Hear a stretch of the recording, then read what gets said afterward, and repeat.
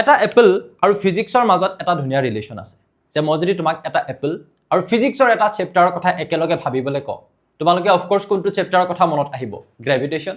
য়েছ চ' class 11 ফিজিক্সৰ আমি gravitational চেপ্টাৰটো আজি one শ্বটত complete কৰিম সৰুতে তোমালোকে এটা ষ্টৰী শুনিছিলা মনত চাগে আছে যে নিউটন ককা এনেকৈ বহি আছিলে বাগিচা এখনত বেঞ্চতে আপেল গছ এজোপা আছিলে গছজোপাৰ পৰা আপেলটো সৰে তললৈ পৰে তেতিয়া তেওঁ ভাবিলে যে আপেলটো যে তললৈহে পৰিলে ওপৰলৈতো যাব পাৰিলেহেঁতেন আৰে বাকী যিকোনো বস্তু যেতিয়া আমি ওপৰলৈ দলিয়াই দিওঁ তললৈচোন সৰি পৰে কিয় পৰে তেতিয়া তেওঁ এটা চিন্তাৰ তেওঁ মনত আহিল আৰু তেওঁ ক'লে যে আচ্ছা তাৰমানে পৃথিৱীয়ে সব বস্তুক এটা বলেৰে নিজৰ গাৰ ফালে টানি থাকে আৰু সেই বলটোৰ নামটো হৈছে গ্ৰেভিটেশ্যনেল ফ'ৰ্চ বা মাধ্যাকৰ্ষণিক শক্তি অফক'ৰ্ছ এইটো এটা ষ্টৰী হয় বাট ইণ্টাৰেষ্টিং হয় কিন্তু তুমি আৰু মই হোৱা হ'লে কি কৰিলোহেঁতেন বাৰু বাদ দিয়া মুঠতে যি হওক আমি আজিৰ এই ক্লাছটোত গ্ৰেভিটেশ্যনৰ একচুৱেল মিনিং বুজি পাম আচলতে এইটো এটা চুইট ষ্টৰী আছিল যে নিউটনে আপেলটো পৰোঁতে গ্ৰেভিটেশ্যনেল শক্তিৰ কথা উদ্ভাৱন কৰিলে এইটো নহয় আচলতে বহুত বছৰ বহুত ৰিচাৰ্চ কৰাৰ পিছত বহুত কিছুমান কমপ্লিকেটেড থিয়ৰীৰ দ্বাৰা তেওঁ এইটো বস্তু কৈছিলে কিন্তু সৰুতেই তোমালোকে এটা বস্তু দেখিছা যে সব বস্তু তললৈ পৰাটো সঁচা সৰুৰ পৰাই দেখিছা আমি চকুৰ আগত দেখি থকা এটা পৰিঘটনা তাক সৰুতে আমি ইমান কমপ্লিকেটেড ৱেত কেতিয়াও বুজি পাব নোৱাৰিলোহেঁতেন সেইকাৰণে এই ষ্টৰীটো তোমালোকক কোৱা যায় আৰু ময়ো কৈ দিলোঁ মোৰ ভাল লাগে বাৰু এনিৱেজ গ্ৰেভিটেশ্যনৰ ওপৰত কেৱল নিউটন নহয় আৰু বিভিন্নজন চাইণ্টিষ্টৰ বিভিন্ন অৰিহণা আছে ক্লাছ 9ত তোমালোকে পোৱা নাছিলে বাট এতিয়া তোমালোকে পাবা কেপলাৰ্ছ লছ কেপলাৰ নামৰ এজন চাইণ্টিষ্ট আছিলে তেখেতেও গ্ৰেভিটেশ্যনৰ ওপৰত যথেষ্টখিনি ফৰ্মুলাছ দিছিলে তিনিটা ল আমাৰ ইয়াতে আহিব Kepler's first law second law and third law তিনিটা ল আছে কি হয় তিনিটা ল আমি ডিটেইলত পঢ়িম মোৰ নাম শ্ৰী সমীৰণ বৰা আৰু আটাইকে স্বাগতম জনাইছোঁ আমাৰ জ্ঞানম টিউশ্যন ইউটিউব চেনেলটোলৈ এই ভিডিঅ'টোৱে তোমালোকক বহুত হেল্প কৰিব যদি তুমি ৰিভিজন কৰিব বিচাৰিছা চেপ্টাৰটো বা যদি তোমাৰ এনেকুৱা হৈছে যে এক্সামৰ আগত চেপ্টাৰটো কমপ্লিট হোৱা নাই আৰু পঢ়িবলৈ সময় বহুত কম আছে তেতিয়া তোমালোকৰ যথেষ্ট সুবিধা হ'ব আৰম্ভ কৰোঁ আমাৰ আজিৰ ক্লাছটো আৰু পলম নকৰি কেপলাৰ্ছ লজ তিনিটা ল আছে law of orbits law of areas and law of periods মই এনেই প্ৰথমতে এটা আইডিয়া দি যাওঁ তিনিটা লয় আমাক কি ক'বলৈ গৈ আছে ল অফ অৰবিটছটোৱে আমাক এটা কথাই ক'ব যে ছানটোৰ এৰাউণ্ডত যিকোনো প্লেনেট অকল আৰ্থ নহয় যিকোনো গ্ৰহ কেনেকৈ ঘূৰিব এটা ইলিপ্টিকেল অৰবিটত ঘূৰিব এতিয়া ইলিপ্টিকেল অৰবিট মানে কি হয় সেয়া আমি শিকিম মানে অৰবিটটোত ঘূৰি থকাৰ কথাটো আমাক ল অফ অৰবিটটোৱে ক'ব যে কেনেকুৱা অৰবিটত ঘূৰিব কেনেকুৱা কক্ষপথত ঘূৰিব দেন ল অফ এৰিয়াছ তাত আমাক এটা এৰিয়াৰ কথা ক'ব যে সমান সমান সময়ত সমান সমান এৰিয়া ইয়াতে আছে ইয়া গৈ পালেগৈ যেনিবা পৃথিৱীখন ইয়াত এটা এৰিয়া তোমালোকে দেখিছা কভাৰ কৰিছে পৃথিৱীখন ইয়াত আছিলে ইয়া আহি পালে তেতিয়া তুমি ইয়াত দেখিছা এটা এৰিয়া কভাৰ কৰিছে সো সেই এৰিয়া কেইটা ইকুৱেল টাইমত সমান হ'ব এৰিয়াৰ লগত ৰিলেটেড এটা কথা ক'ব সেইকাৰণে হ'ব ল অফ এৰিয়াছ দেন আহি যাব ল অফ পিৰিয়ডছ ল অফ পিৰিয়ডছ মানে টাইম পিৰিয়ড তোমালোকে জানা যে এইটো যদি সান হয় 365 ডেজত আৰ্থটোৱে কমপ্লিট এটা ৰিভলিউশন কৰে কমপ্লিট 365 ডেজত সো ইয়াৰ পৰা গৈ আকৌ সেই ষ্টাৰ্টিং পজিশনৰ পৰা গৈ ঘূৰি আহি আকৌ যেতিয়া সেইটো পজিশন পাব কিমান টোটেল টাইম লাগে তাক কি বুলি কওঁ আমি টাইম পিৰিয়ড যিকোনো এটা বস্তুত কমপ্লিট এক পাক ঘূৰিবলৈ যিমানটো টাইম লাগে টাইম পিৰিয়ড সেই টাইম পিৰিয়ডটোৰ ওপৰত এটা ল আছে সেইকাৰণে তাক কোৱা হয় ল অফ পিৰিয়ডছ বুজিছা প্ৰথমতে আমাক ক'ব যে কেনেকুৱা ধৰণৰ কক্ষপথ কেনেকুৱা ধৰণৰ অৰবিটত ঘূৰিব সেকেন্ড লটোৱে আমাক এৰিয়া ৰিলেটেড কিবা এটা ক'ব কি ক'ব আমি পঢ়িম প্ৰুফো কৰিম এণ্ড থাৰ্ড লটোৱে আমাক ক'ব যে টাইম পিৰিয়ডৰ ওপৰত এটা ল টাইম পিৰিয়ড মানে গম পাইছা এটা পজিশনৰ পৰা গৈ আকৌ ঘূৰি আকৌ সেম পজিশন পাবলৈ যেনেকৈ আমাৰ আৰ্থটোক লাগে 365 ডেজ এতিয়া আমি প্ৰথম লটোলৈ যদি আহোঁ প্ৰথমটো হৈছে কি আমাৰ প্ৰথমটো হৈছে আমাৰ কেপলাৰ্ছ ফাৰ্ষ্ট ল যাক আমি ল অফ অৰবিটছ বুলিও কওঁ সো এইটোৰ মতে অল প্লেনেটছ সকলোবিলাক গ্ৰহ move in elliptical orbits with the sun situated at one of the foci of the ellipse এতিয়া প্ৰথম কথা আমাৰ আননোন নিচিনা লাগিব পাৰে এইটো বস্তু আমি সাৰ্কেল শুনিছো হয়নে বাট ইলিপ্সটো কি বস্তু ইলিপ্সটো এনেকুৱা শেপৰ হ'ব এনেকুৱা ধৰণৰ শেপত থাকিব আৰু তোমালোকে এইটো প্ৰেক্টিক্যালি আঁকিব পাৰা তোমালোকৰ কিতাপখনত এটা বস্তু এক্সপ্লেইন কৰা আছে তুমি এখন বগা কাগজ লগাই লোৱা এখন ডাঠ কাগজৰ ওপৰত তুমি এটা কাম কৰিবা তুমি ইয়াতে এটা আলপিন এনেকৈ গুজি দিয়া তাৰ পিছত তুমি এডাল ৰছী লোৱা ৰছীডাল ইয়াত এনেকৈ ধৰণে বান্ধি লোৱা তাৰ পিছত এটা পেন্সিল এডাল লোৱা এনেকৈ ৰছীডাল পুৰা ফিট কৰি দিয়া ফিট কৰি দিলে ৰছীডাল দেখিবলৈ এনেকুৱা নিচিনা হ'ব তাৰ পিছত তুমি টানি তুমি ইয়াত এনেকৈ ধৰণেৰে কিবা এটা যদি আঁকি দিয়া এই ৰছীডাল টানি এনেকে ধৰণে যদি আঁকি দিয়া এনেকুৱা ধৰণৰ শেপত এটা বস্তু পাবা তুমি ভাবা তাকে নকৰি যদি তুমি এনেকুৱা কৰা যে আলপিন এটা লওঁ তাত মই ৰছী এডাল বান্ধি লওঁ আৰু টানি প্লানি এনেকে আঁকি দিওঁ তেতিয়া তুমি কি পাবা এটা সাৰ্কেল পাবা আৰু তুমি কবা যে এটো হৈছে ৰেডিয়াস এটো হৈছে সেন্টাৰ সো তেনেকে ধৰণে তুমি দুটা যদি আলপিন লৈ এনেকে ড্ৰ কৰা তেতিয়া তুমি তাত পাবা এনেকুৱা ধৰণৰ এটা শেপ এটো কোৱা হয় এটা ইলিপস এটোক আমি কি বুলি কম এটা ইলিপস এই ইলিপসটোত এই আলপিন গিটা তুমি যেটো পইণ্টত পুটিছিলা সেই পইণ্ট কেটাক আমি এটা এটা কি বুলি কম ফোকাস ফোসাই মানে হৈছে ফোকাসৰ প্লুৰেল ফৰ্ম ফোসাই বুলি যেটো কোৱা হৈছে দুটা ফোকাস তাৰ মানে হল এই ফোকাস কেটাৰ মাজেদি আমি যদি এনেকে ধৰণেৰে এটা যদি আমি এনেকে ধৰণেৰে যদি লাইন ড্ৰ কৰো এইটো কোৱা হয় মেজৰ এক্সিস আৰু ইয়াৰ কমপ্লিট সেন্টাৰেদি যদি আমি এনেকে ধৰণে ড্ৰ কৰো ইয়াক কোৱা হয় মাইনৰ এক্সিস এডাল হৈছে মাইনৰ আৰু এডাল হৈছে মেজৰ এক্সিস ওকে সো আমি এই মাইনৰ আৰু মেজৰ এক্সিস ডালক আমি আৰু দুটা নামত এনেকে ধৰণেৰে পাম যদি আমি এইকন হাফ হাফ পোৰশনটো সিলেক্ট কৰো সো ইয়াৰ পৰা ইয়ালৈকে এটুক কোৱা হয় সেমি মেজৰ এক্সিস আৰু এইকোনো হ'ব ইয়াৰ হৈতে সমান আৰু এইকনক আমি কম কি বুলি semi minor axis semi minor axis okay ইয়াত আমি এই গুটেই ডালৰ যেটো লেন্থ হয় ইয়াক আমি জেনাৰেলি কওঁ 2b তাৰ মানে b + b 2b আৰু এই ইয়াৰ পৰা ইয়ালৈকে আমি এই গুটেই লেন্থটোত কি বুলি কওঁ আমি a + a আমি এনেকে ভাবিম কম টুৱাইস a সো এইটো হৈছে এটা ইলিপসৰ আইডিয়া এটা কেপলাৰে ক'লে যে আমাৰ যিমান বিলাক প্লেনেট আছে সানটোৰ এৰাউণ্ডত ৰিভলভ কৰি থকা সেইবিলাক এটা ইলিপ্টিকেল অৰবিটত ঘূৰি থাকে সাপোজ আৰ্থটো তাৰ মানে কেনেকে ঘূৰি আছে এনেকুৱা এটা ৰাস্তাত ঘূৰি আছে ৰাস্তাটোৰ কথা ক'লে ইলিপস হ'ব আৰু সেই ৰাস্তাটোত ঘূৰি থাকোতে সানটো ক'ত থাকিব তোমালোকে যে দেখিছিলা ইয়াতে দুটা ফোসাই আছে আমি এনেকুৱা ধৰণে ড্ৰ কৰি দিলো এইডাল আৰু এইডাল তাতে আমি ফোকাস কেটা যদি দেখাও ৰিয়েল ফৰ্মত আমি ফোসাই বুলি কম ফোকাস কেটা যদি আমি দেখাও suppose this is f1 and this is f2 তাৰে যিকোনো এটা ফোকাসত আমি সানটোক দেখাম এইটো কিন্তু এনেকে না ভাবিবা যে এটো ফোকাসটো আছে যদি আকো মন গলে আমি ইটুটো দেখাও পাৰো যিকোনো এটা সানটো আজি ইয়াত আছে কাইলে তাত থাকিব এনেকা নহয় সো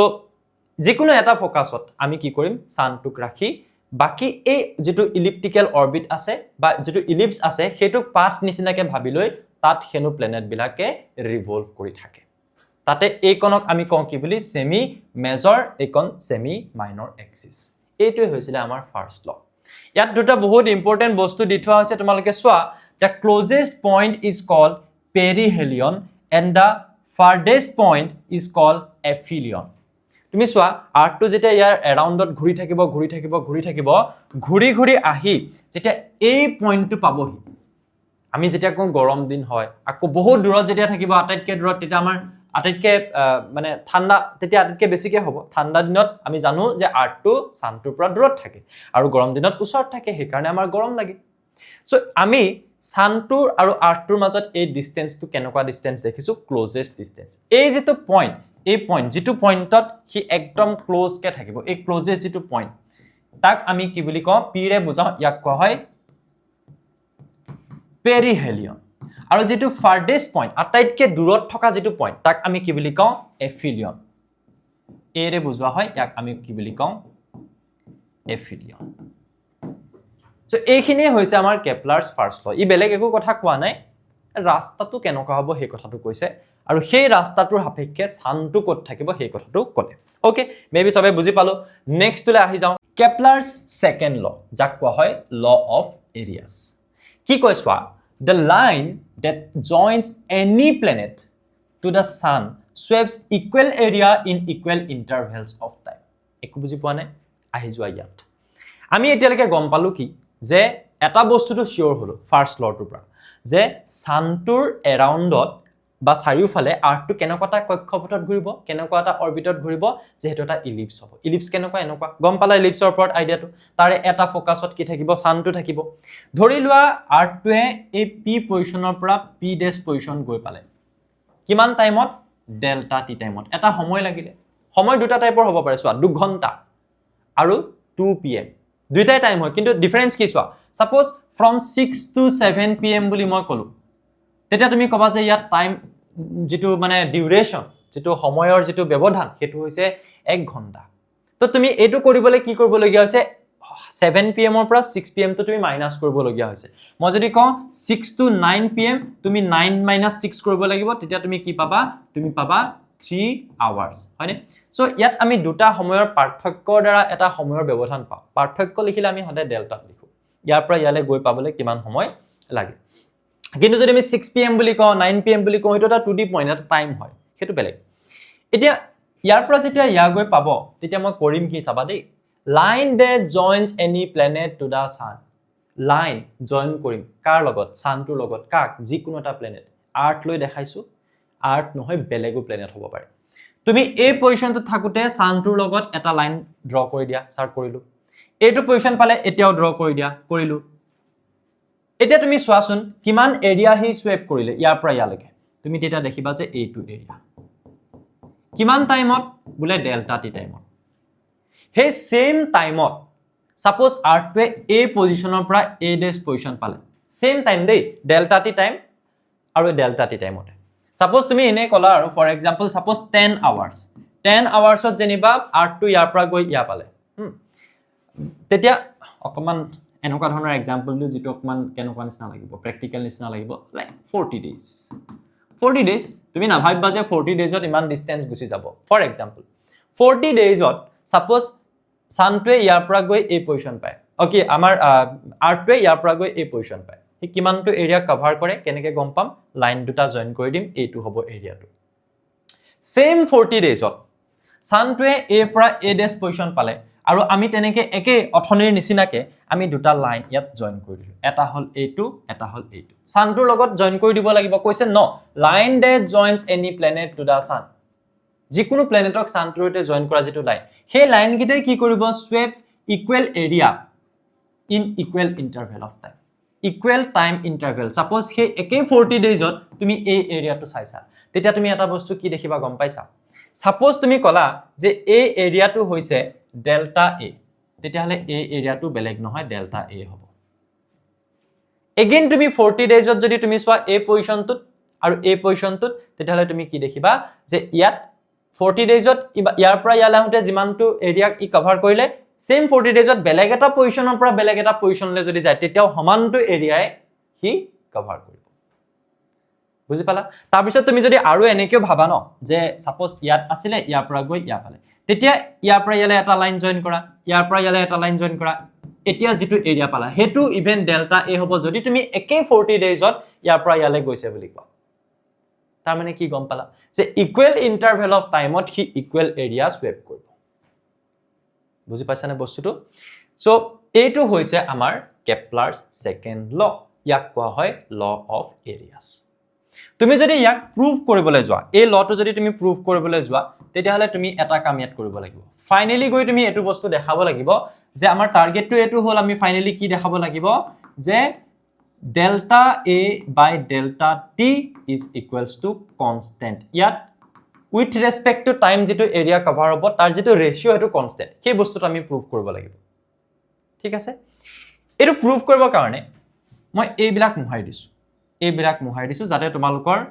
ফোকাসটো থাকে অকল এই ট্ৰায়াঙ্গলটোত এটো এটা ট্ৰায়াঙ্গল নিচিনা তুমি ভাবিব পাৰা কাৰণ চোৱা তোমালোকৰ ঘৰৰ চোতালখনটো এনেকুৱা নহয় যদিও আৰ্টটো এনেকুৱা পুনি লাগে কিয় ইমান ডাঙৰ আৰ্টটোৰ কাৰ্ভটোৰ এটা জাস্ট সৰু পাৰ্ট তোমালোকৰ ঘৰৰ চোতালখন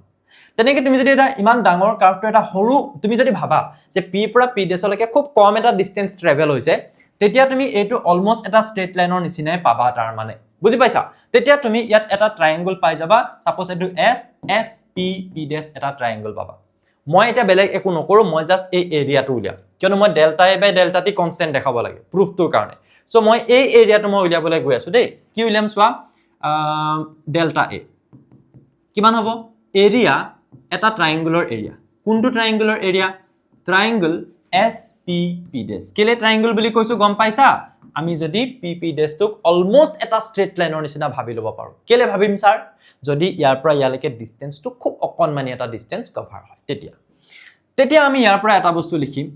ট্ৰায়াঙ্গুলাৰ area half into B into H হয়নে হাফ পূৰণ ভূমি পূৰণ উন্নতি ইয়াত বি মানে কি হ'ব ইয়াৰ পৰা ইয়ালৈকে পজিশন ভেক্টৰ সো এটা পজিশন ভেক্টৰ কি মই তাৰ ওপৰত বেছি ডিটেইলত কিন্তু নাযাওঁ ওৱান শ্বট ভিডিও বনাইছো মই গ্ৰেভিটেশনতে থাকিব লাগিব এটো বেলেগ চেপ্টাৰৰ কনসেপ্ট মই এইবিলাক বস্তু জানা বুলি ধৰি লম okay so R vector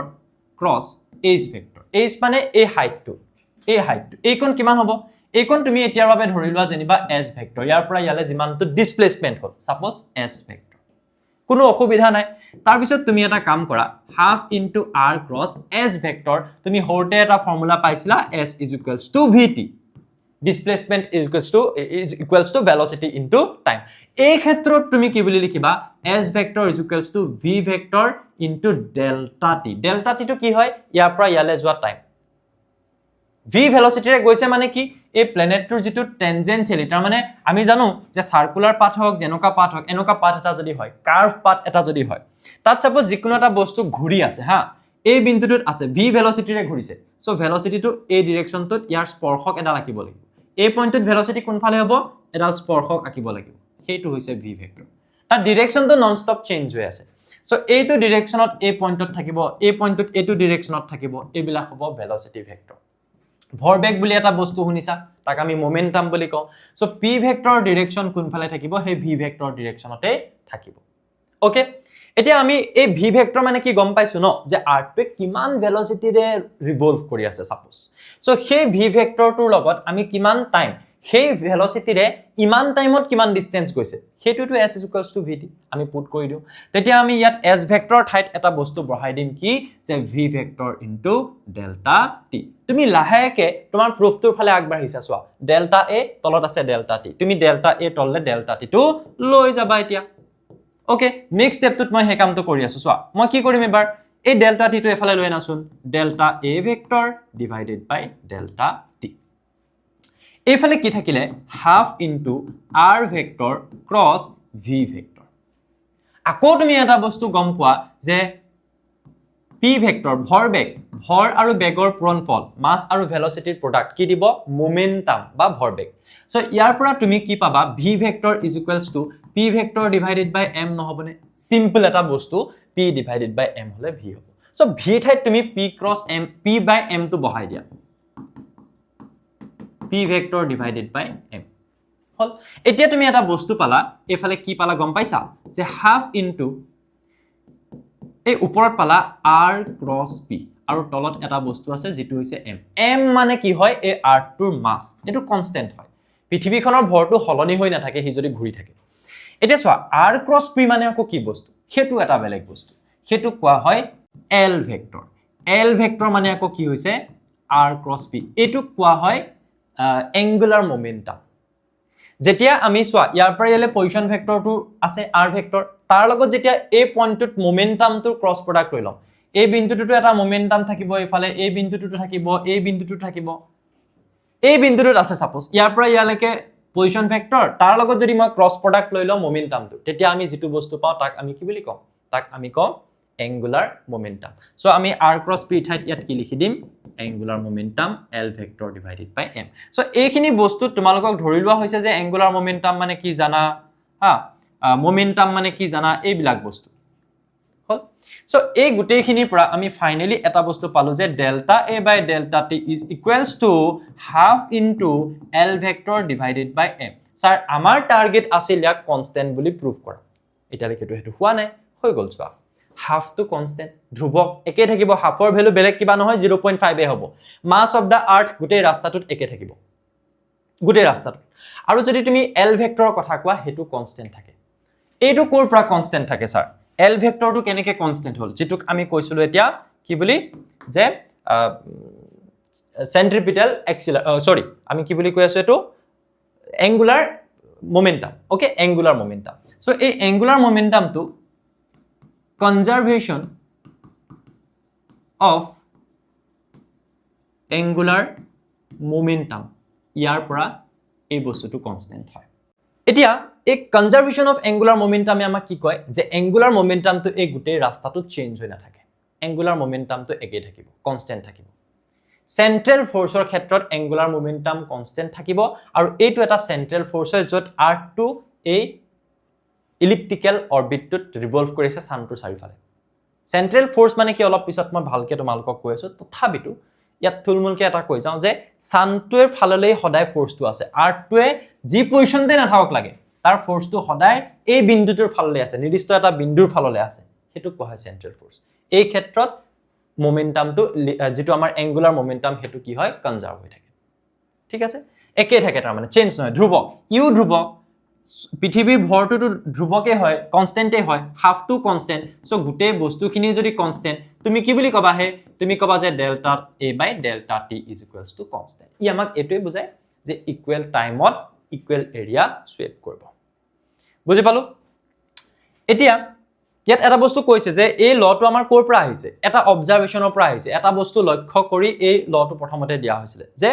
planet বিলাকে appear to be move কৈছে ন that planets appear to be move slower than they are farther from the sun than they are nearer যেতিয়া সানটোৰ ওচৰত থাকিব তেতিয়া হি বেছি ফাস্ট যায় আৰু যেতিয়া সানটোৰ দূৰত থাকিব হি বেছি লাহে লাহে মুভ কৰে কিয় কৈছে সোৱা ইয়াত কিমান ধুনিয়া এটা লজিক আছে চাবা সোৱা এই যেতিয়া এৰিয়াটো উলিয়াইছা তুমি দেখিছা এই লাইনটো বহুত দীঘল এই লাইনটো ছুটি এই এৰিয়াটো উলিয়াওতে দেখিছা এই লাইনটো ছুটি ইয়াৰ পৰা ইয়ালে ডিসটেন্সটো বহুত আছিলে ইয়াৰ পৰা ইয়ালে কম হেতু কোনে মেনেজ কৰি দিছে সোৱা এই লাইনটোৱে মেনেজ কৰি দিছে এটো আকৌ ইয়াতকে দীঘল কেলে হৈছে এটো কেনেকে পসিবল হৈছে ইয়াত তাৰ মানে যেতিয়া দূৰত আছে ন হি লাহে লাহে গৈছে তো এইটো ডিসটেন্সটো কম হৈ গৈছে ওচৰত থাকোতে ফাস্ট আহে যদিও এইটো কম ফাস্ট অহাৰ বাবে এই ডিসপ্লেসমেন্টটো বেছি হৈ গুছি যায় সেই কাৰণে আলটিমেটলি এৰিয়াটো একে থাকে সো এই অবজাৰভেশনটোৰ পৰা আহিছে সানটোৰ দূৰত যদি থাকে যে কোনো প্লেনেট হি লাহে লাহে মুভ কৰে আৰু যেতিয়া ওচৰত থাকে হি বেছি ফাস্ট মুভ কৰে ওকে নেক্সট আহি যোৱা যে গ্ৰেভিটেশনাল এটো যেটো মই কথা মাত্ৰ কৰিছিলো যে গ্ৰেভিটেশনাল টু এটা সেন্ট্ৰেল ফোৰ্স হয় সেই কাৰণে হি কোনটো ল মানি চলে law of area to money চলে কিন্তু তাত এল ভেক্টৰটো কনস্ট্যান্ট হবলৈ হলে এই কন্ডিশনটো নেসেসারি তুমি দেখিছিলা নাই যে delta a by delta t is equals to আমি কিমান পাইছিলো half into L vector divided by m পাইছিলো যদি ই কনস্ট্যান্ট নহলেতেন হাফ টু বাৰো কনস্ট্যান্ট মাস টু কনস্ট্যান্ট ই কনস্ট্যান্ট নোহোৱা হলে এই ৰেশিওটো কনস্ট্যান্ট নহলেতেন নহয় সো ই কনস্ট্যান্ট হবই লাগিব তেতিয়াহে ল অফ এৰিয়াস পাবা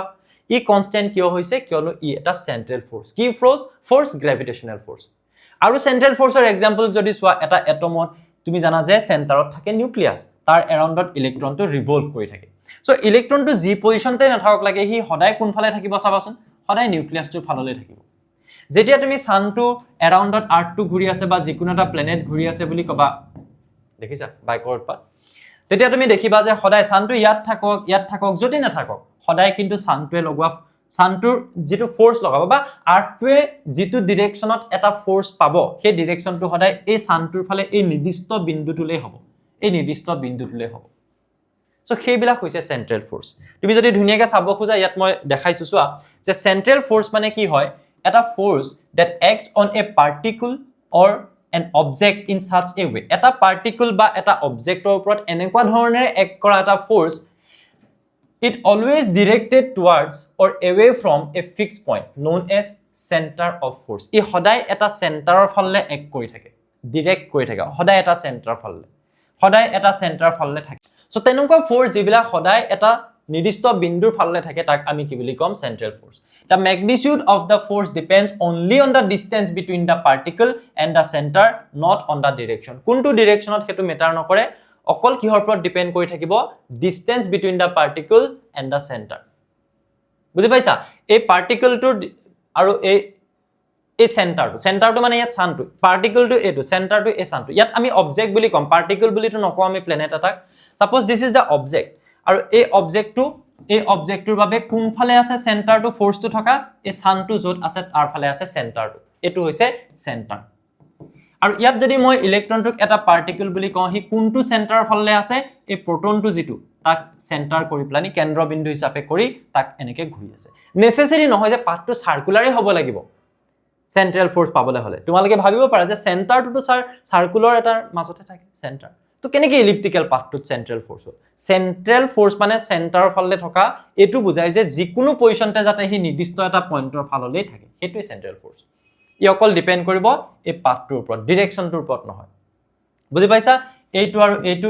এইটো ডাইৰেকশন বিলাক বেলেগ হেতুৰ ওপৰত ডিপেন্ড নকৰে পাথটোৰ মাজত যেটো ডিসটেন্স ক্লিয়াৰলি লিখা হৈছে ম্যাগনিটিউড অফ দা ফোৰ্স কিহৰ ওপৰত ডিপেন্ড কৰে বলটোৰ যেটো মান only depends on the distance between the particle কেটাৰ মাজৰ distance and the center particle to আৰু center মাজৰ distance not on the directionৰ ওপৰত ডিপেন্ড নকৰে that's all next আহি যোৱা কেপলাৰছ থাৰ্ড ল ইয়াক কোৱা হয় ল অফ পিৰিয়ড তোমালোকে গম পাইছা যে এটো এটা ইলিপ্টিকেল পাথ এই ইলিপ্সটোত আমি গম পাইছো যে ইয়াক কোৱা হয় সেমি মেজৰ এক্সিস আমি ইয়াক কিহেৰে বুজাব পাৰো এই কোনো এ হয় গোটেইডাল মেজৰ এক্সিস তাৰ আধাটোক আমি কম সেমি মেজৰ এক্সিস তেনেকে আমি কম ব্যাসৰ আধা ব্যাসাৰ্ধ হয়নে ডায়ামিটাৰৰ হাফটোক আমি ৰেডিয়াস কওঁ ইয়াৰ ক্ষেত্ৰত আমি ডায়ামিটাৰ হিচাপেটো নাপাও কাৰণ এইডাল দেখিছা নাই এইডালৰ লেংথটো বেলেগ হৈ গল সো এইটোক আমি কম সেমি মাইনৰ ছুটিডালক কম মাইনৰ সো এডাল সেমি মাইনৰ গোটেইডাল হৈছে মাইনৰ এক্সিস এডাল মেজৰ এক্সিস সেমি মাইনৰ আৰু সেমি মেজৰ আৰু এইকণ হ'ব সেমি মেজৰ এনিৱেজ এটা মই মেইন পইণ্টত আহো এই ইলিপ্টিকেল পাথটোৰ ক্ষেত্ৰত বা এই ইলিপ্সটোৰ ক্ষেত্ৰত এটা ধুনিয়া ল তেখেতে দিলে কি দিলে চাবা যে square of the time period of revolution time period মানে কি গম পাইছা পৃথিৱীখনে ইয়াৰ পৰা ঘূৰি আকৌ হে পজিশনটো পালে সাপোজ 365 ডেজ লাগে হেতু টাইম পিৰিয়ড সেম পজিশন পাবলৈ যিমানটো সময় লাগে যেটো টাইম পিৰিয়ড স্টাৰ যেটো square of the time period of revolution ঘূৰি থকাৰ যে time period of a planet এটা প্লেনেটৰ is proportional ই সমানুপাতিক হয় কাৰ হৈতে to the cube of the semi major axis of the ellipse traced by the planet এই প্লেনেটটো যেতিয়া ঘূৰি থাকিব তেতিয়া যেটো হি পাথ এটা হি যে ট্ৰেস কৰিব তাৰ মানে এই ৰাস্তাটো আগৰ পৰা নাই নহয় প্লেনেটটো যেতিয়া এফালে ঘূৰি আছে আমি কৈছো যে এইটো ডাইৰেকশনত ঘূৰি আছে এটো এটা আনুমানিক ৰাস্তা অৰবিটটো এনেকা নহয় যে আগৰ পৰা বনাই থোৱা এটা ৰাস্তা আমাৰ যেনেকৈ ৰাস্তাবিলাক বনাই থোৱা থাকে ই হে প্লেনেটটো ঘূৰিয়ে ট্ৰেস কৰে মানে তুমি যদি কোৱা যে এই পইণ্টৰ পৰা এই পইণ্টলৈকে পেইনটো এনেকে নি আছো নিউতে এই ৰাস্তা এটা তুমি কি কৰিলা ড্ৰ কৰিলা হেতু তাৰ মানে সো সেই যেটো পাথটো বনাব ইলিপ্টিকেল যেটো পাথ হ'ব তাৰ যেটো সেমি মেজৰ এক্সিস তাৰ যেটো কিউব তাৰ হৈতে so cube of the semi major axis তাৰ হৈতে প্ৰপৰ্শনেল সেমি মেজৰ এক্সিস মানে a so t square is proportional to a cube বুজিলা এটা ইলিপ্টিকেল পাথত যিকোনো এটা প্লেনেট যেটা ৰিভলভ কৰি থাকিব তাৰ টাইম পিৰিয়ডটোৰ যেটো স্কয়াৰ হেতু কাৰ হতে প্ৰপৰ্শনেল সমানুপাতিক হ'ব যেটো সেমি মেজৰ এক্সিস হ'ব হি ট্ৰেস কৰা যেটো পাথ তাৰ যেটো সেমি মেজৰ এক্সিস তাৰ কিউবৰ হতে প্ৰপৰ্শনেল কি ইম্পৰ্টেন্ট কথা কোৱা হৈছে this law comes from the observation that আচ্ছা এটো ইয়াত না লাগে এটো আমাৰ আগৰ লাইন আছে নে এটো ইয়াত দৰকাৰ বস এটো হৈছে আমাৰ থাৰ্ড ল গতিকে আমি তিনটা লত কি পালো প্ৰথম লটো আমাক কি ক'লে যে হি এটা ইলিপ্টিকেল পাথত ঘূৰিব সেকেন্ড লটোৱে কি ক'লে যে যিবিলাক প্লেনেট আছে তাহাতি ইকুৱেল টাইমত ইকুৱেল এৰিয়া সুইপ কৰিব এন্ড থাৰ্ড লটোৱে কি ক'লে যে টাইম পিৰিয়ডৰ স্কয়াৰটো কাৰ হৈতে ইকুৱেল হ'ব প্ৰপৰ্শনেল হ'ব তাৰ সেমি মেজৰ এক্সিসৰ কিউবৰ হৈতে হল এইকেইটা হৈছে কেপলাৰৰ তিনটা ল নেক্সট আমি এটা বস্তু ইন্টাৰেষ্টিং পঢ়িম acceleration due to gravity of earth so এই এক্সিলাৰেশন ওয়াৰ্ডটো আমি পাই আছো কাৰণ আমি এটা বস্তু জানো যে যেতিয়া ফোৰ্স লগোৱা হয় এটা ভৰ থকা বস্তুৰ ওপৰত তেতিয়া হলে বস্তুটোৰ ওপৰত এক্সিলাৰেশন আহে নিউটনৰ সেকেন্ড লৰ পৰা F = ma ভেক্টৰ এতিয়া এইটো যেতিয়া এই বলটো যেতিয়া আৰ্থে লগাব এটা বস্তু ক্লিয়াৰ হোৱা হা আৰ্থে যে লগাই বলটো তাকে আমি ওয়েট বুলি কওঁ আমি যে কওঁ ওয়েট মানে বেলেগ একো নহয় এই ফোর্সটো যেটো ফোর্স কোনে লগাই আৰ্থে লগাই থাকে বুজি পাইছা সেই ওয়েটটো আমি কেনেকৈ পাম যেটো বস্তুৰ ওপৰত বল লগাইছে তুমি কিবা এটা বস্তু এনেকে আছে ইয়াতে ধৰিলা m মাছৰ আৰ্থে সেন্টাৰ ফালে এটা বল লগাই কি বল গ্ৰেভিটেশনাল ফোৰ্স সেই ফোৰ্সটোৰ বাবে সেই বস্তুটোৰ ওপৰত কি আহিব এটা এক্সিলাৰেশন আহে বল দিলে এক্সিলাৰেশন আহে এই বস্তুটোৰ ওপৰত বল দিছে আৰ্থে এক্সিলাৰেশন আহিব সেই এক্সিলাৰেশনটোক আমি কওঁ গ্ৰেভিটিৰ বাবে অহা এক্সিলাৰেশন এই কাৰণে কোৱা হয় এক্সিলাৰেশন ডিউ টু গ্ৰেভিটিৰ বাবে আহিছে এক্সিলাৰেশন সো ওয়েটটো আমি যেটা জুখিম আসলতে আমি এটা বল জুখিছো কি বল আৰ্থে বস্তুটোৰ ওপৰত লগোৱা বল তাত আমি বস্তুটোৰ মাছটোৰ লগত কি পূৰণ কৰিলো এক্সিলাৰেশন ডিউ টু গ্ৰেভিটি সো এটো আমি 9.8 মিটাৰ পাৰ সেকেন্ড স্কয়াৰ বুলি লিখো এনিৱেজ এখিনি বস্তু মেবি জানা সো এতিয়া চোৱা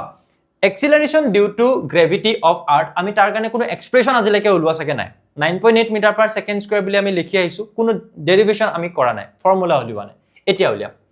প্ৰথমতে আমি এই পইণ্ট চাৰিটা কমপ্লিট কৰি ল'ব লাগিব বা ক্লিয়াৰ কৰি ল'ব লাগিব প্ৰথম পইণ্টটো কি চোৱা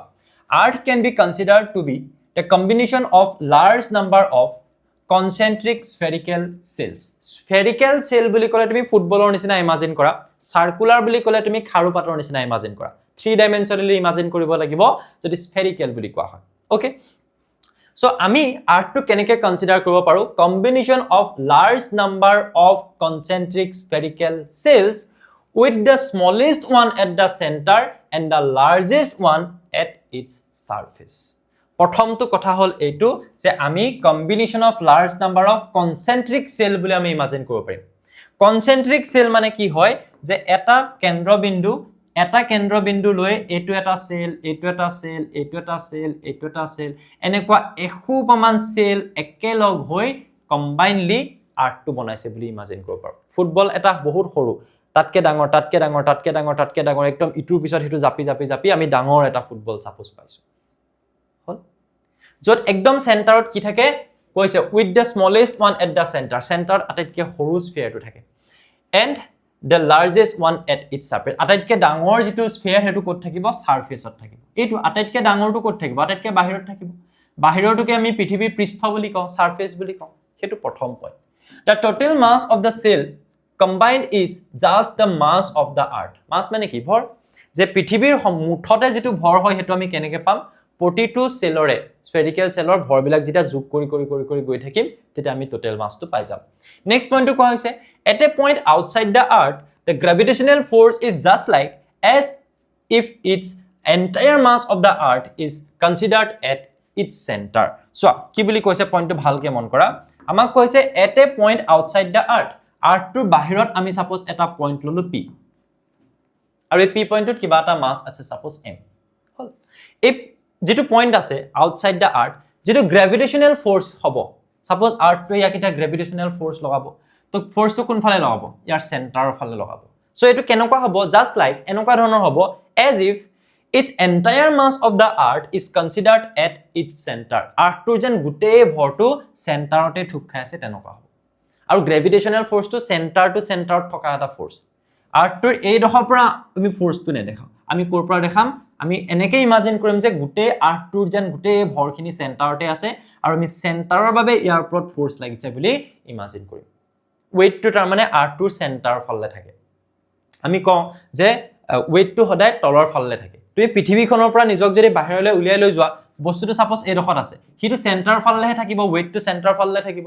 সো তুমি কবা নেকি এটা তললে পৰি আছে বুলি আমি কিয় কওঁ কিয়নো আমি ইন টাইম এনেকে ধৰণে আছো সমতলত থকাৰ নিচিনা লাগে বস্তুবিলাক তললে টানি থকাৰ নিচিনা লাগে একচুয়ালি আমি কব নালাগে আমি কব লাগে যে গ্ৰেভিটেশনাল ফোৰ্সটো ডাউনৱাৰ্ড ডিৰেকশনত নহয় গ্ৰেভিটেশনাল ফোৰ্সটো towards the center of the earth লাগে গ্ৰেভিটেশনাল ফোৰ্স আমি এফ জি বুলি কওঁ হেতু কোন ফালে লাগে towards the center of the earth আৰ্থটোৰ যেটো সেন্টাৰ ফালে আসলে থাকে ডাউনৱাৰ্ড বুলি কলে ভুল হয় বস্তুটো বাহিৰৰ পৰা ওলাই গৈ ভাবাচোন ইয়াত আছে ইয়াকটো এইফালেহে টানি আছে হয় না নহয় মুনটো যেটা ইয়াৰ চাৰিফালে ঘূৰি আছে সো মুনটো এই পজিশনত থাকোতে কি তলফালে টানি আছে নেকি তেনেকৈ হোৱালচোন এইফালে হলতে এইফালে হলতে so towards the center of the earth এইখিনি পইণ্ট বুজিলো লাষ্ট পইণ্টটো কি কৈছে for a point inside the earth the situation is different যদি তুমি এটা পইণ্ট এনেকুৱা কনসিডাৰ কৰিলোৱা যেটো আৰ্থটোৰ সাৰফেসৰ ভিতৰত থাকে তুমি গাঁতখানি ভিতৰলৈ সোমাই গলা জানিবা সেই পইণ্টৰ ক্ষেত্ৰত জি ভ্যালুটো যেতিয়া আমি উলিয়াবলৈ যাম বা সেই পইণ্টৰ ক্ষেত্ৰত যেতিয়া আমি গ্ৰেভিটেশনাল ফোৰ্সটো উলিয়াবলৈ যাম সেই কেছটো অলপমান বেলেগ হৈ যায় তাৰ মানে সেই কথাটো আমাক কোৱা হৈছে এতিয়া আমি দুটা বস্তু চাম এইকেইটা চোৱা যে expression for acceleration due to gravity আমি দুটা কেছত চাম ওকে দুটা কেছত চাম কি কেছত চাম for a point inside for a point outside ইয়াৰ আৰ্থ সাৰফেস এটা পইণ্ট আছে ইয়াৰ বাহিৰত পি পইণ্ট এটা আছে এটো আৰ্থ সাৰফেস এটা পইণ্ট আছে ইয়াৰ ভিতৰত এটো এটা পি পইণ্ট দুইটা কেছত আমি চাম সো একদম ইজি বস্তু হয় যদি আমি কনসিডাৰ কৰি লওঁ যে এই আৰ্থ সাৰফেসটোৰ সেন্টাৰটো হৈছে ও তাৰ ৰেডিয়াসটো হৈছে r আৰু সেন্টাৰৰ পৰা স্মল r ডিসটেন্সত এটা পইণ্ট আছে p যেটো পইণ্টত এটা মাস আমি কনসিডাৰ কৰি লৈছো এটা ভৰ যেটো হৈছে m মই সমানে যদি দুইটা যদি কৰি যাও সমানে তোমালোকৰ বহুত বেছি ইজি হৈ যাব ইয়াৰ ক্ষেত্ৰত কি কৰিম চাবা ইয়াৰ ক্ষেত্ৰত মই কনসিডাৰ কৰিলো এটো হৈছে সেন্টাৰ আৰ্থৰ আৰু ইয়াৰ যেটো ৰেডিয়াস আৰ্থৰ যেটো ব্যাসাৰ্ধ এটো হৈছে ক্যাপিটেল R আৰু মই ক'লো যে ইয়াৰ পৰা এই পইণ্টলৈকে যিটো ডিষ্টেন্স তোমালোকে এই কালাৰটো ধৰিব নোৱাৰিবা নেকি বাৰু এইটো চোৱা সেইটো হৈছে স্মল r